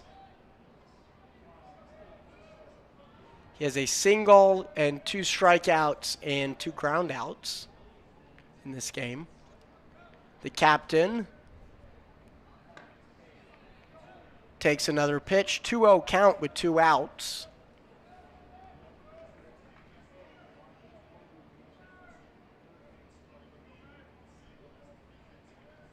Leg lift and the throw, gonna be high, but a called strike. Makes it 2-1. No movement whatsoever from Jeffress. As a leadoff hitter, he has some speed, but I figured at this point it's just more hassle than it's worth. Up 7, 2 outs. You don't want to risk anything. Anything to the outfield likely will score him, however. Pitches in, taken for ball 3. 3-1 count with 2 outs now. Leg lift and the throw. Contact made right to the third baseman. And he fires over to first base for the final out of the bottom of the 8th inning.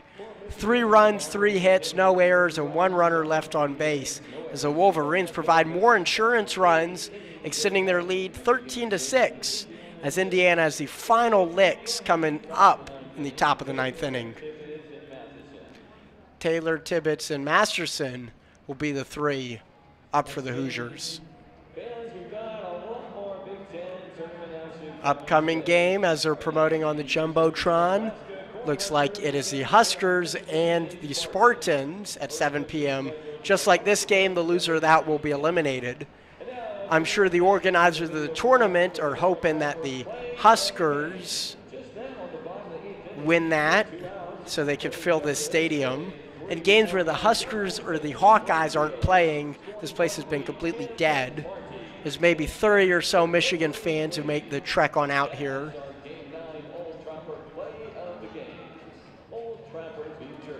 I imagine even less Hoosiers fans.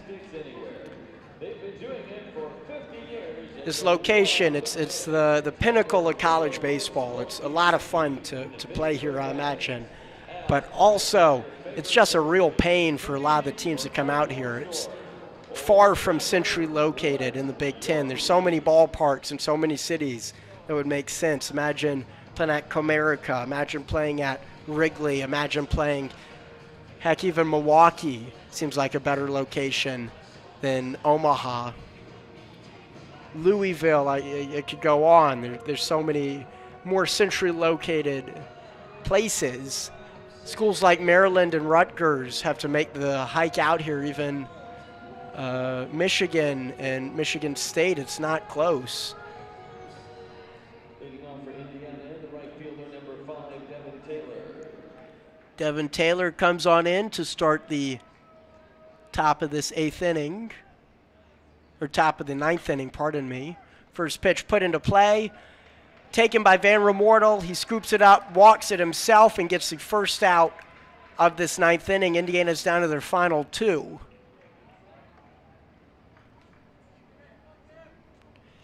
Unassisted by the first baseman as Dinner stays in, looking for his second straight long relief. Brock Tibbetts comes on up. He has a walk and 3 flyouts today, so likes putting it up in the air. Takes a first pitch for a strike. 0-1 count with 1 out. Leg lift and the throw. Swing and a miss, fouled on back.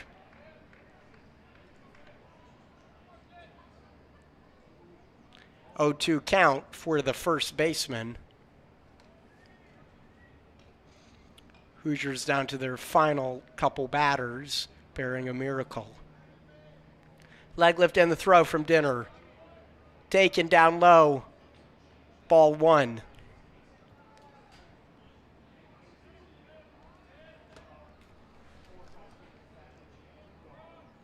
One, 2 count with 1 out. Lifts his leg and throws. Going to be just high and outside on that changeup. Can't find the zone. Evens the count at 2 apiece.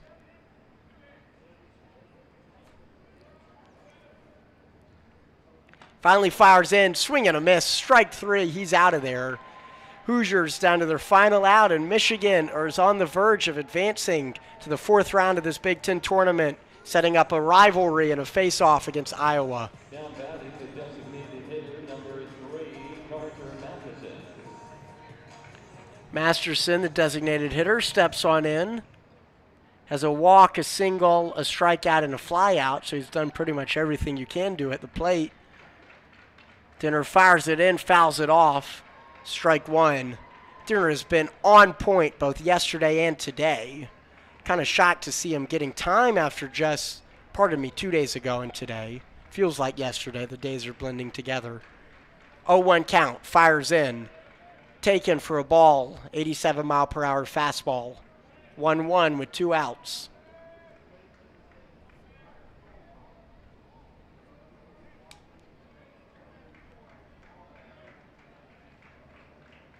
Matheson trying to keep the hope alive. Fastball down the middle, swing and a miss, strike 2. Down to the final strike potentially for the Hoosiers. 1 ball, 2 strikes, 2 outs. Michigan trying to finish this, a dozen or so. Maize and Blue faithful on their feet, clapping. Wind up in the pitch and fouled off out of play.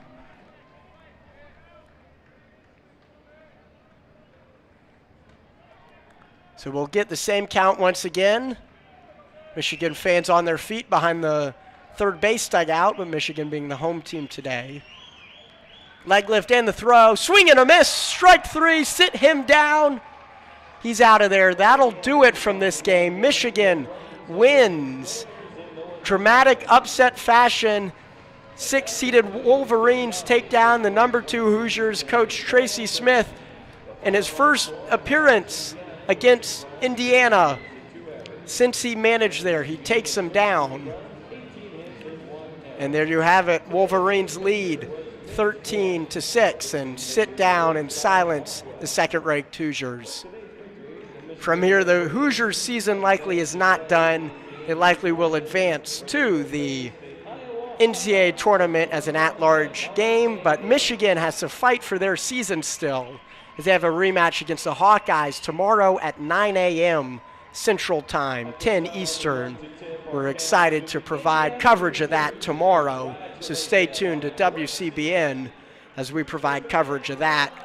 Undisputed leader of today's game was most certainly Mitch Voigt. 5 1/3, 3 earned runs. On top of that, 4 hits, including a double. He did it all in this game. Incredible gutsy call by Coach Smith, having a freshman make his first ever debut from the hump in a tournament game, but it paid off miraculously, and Michigan lives to fight another day. The big question is, Michigan, can they write a different ending to the storybook from what they did on Tuesday when they faced the Hawkeyes in the opening game of this tournament? Michigan got mercied 13-3. If their offense is as potent as it was today, it'll certainly be different. Another question is, who will Michigan start from the mound tomorrow morning? The obvious answer is O'Halloran, Michigan's ace and the reigning Big Ten pitcher of the year. But will 4 days be enough rest for him to come on in? A lot of questions, and we'll have them answered for you tomorrow morning starting at 9 a.m. Central, 10 Eastern. With that, we'd like to appreciate everyone from tuning in to WCBN Sports as we provide live coverage from Omaha. It's not done quite yet. We got at least one more game, potentially 3 more, as Michigan is still alive, just defeating the second-ranked Hoosiers, and looks to continue to defend their Big Ten tournament crown. With that, we'll leave you the same way we always do, with a good afternoon and go blue.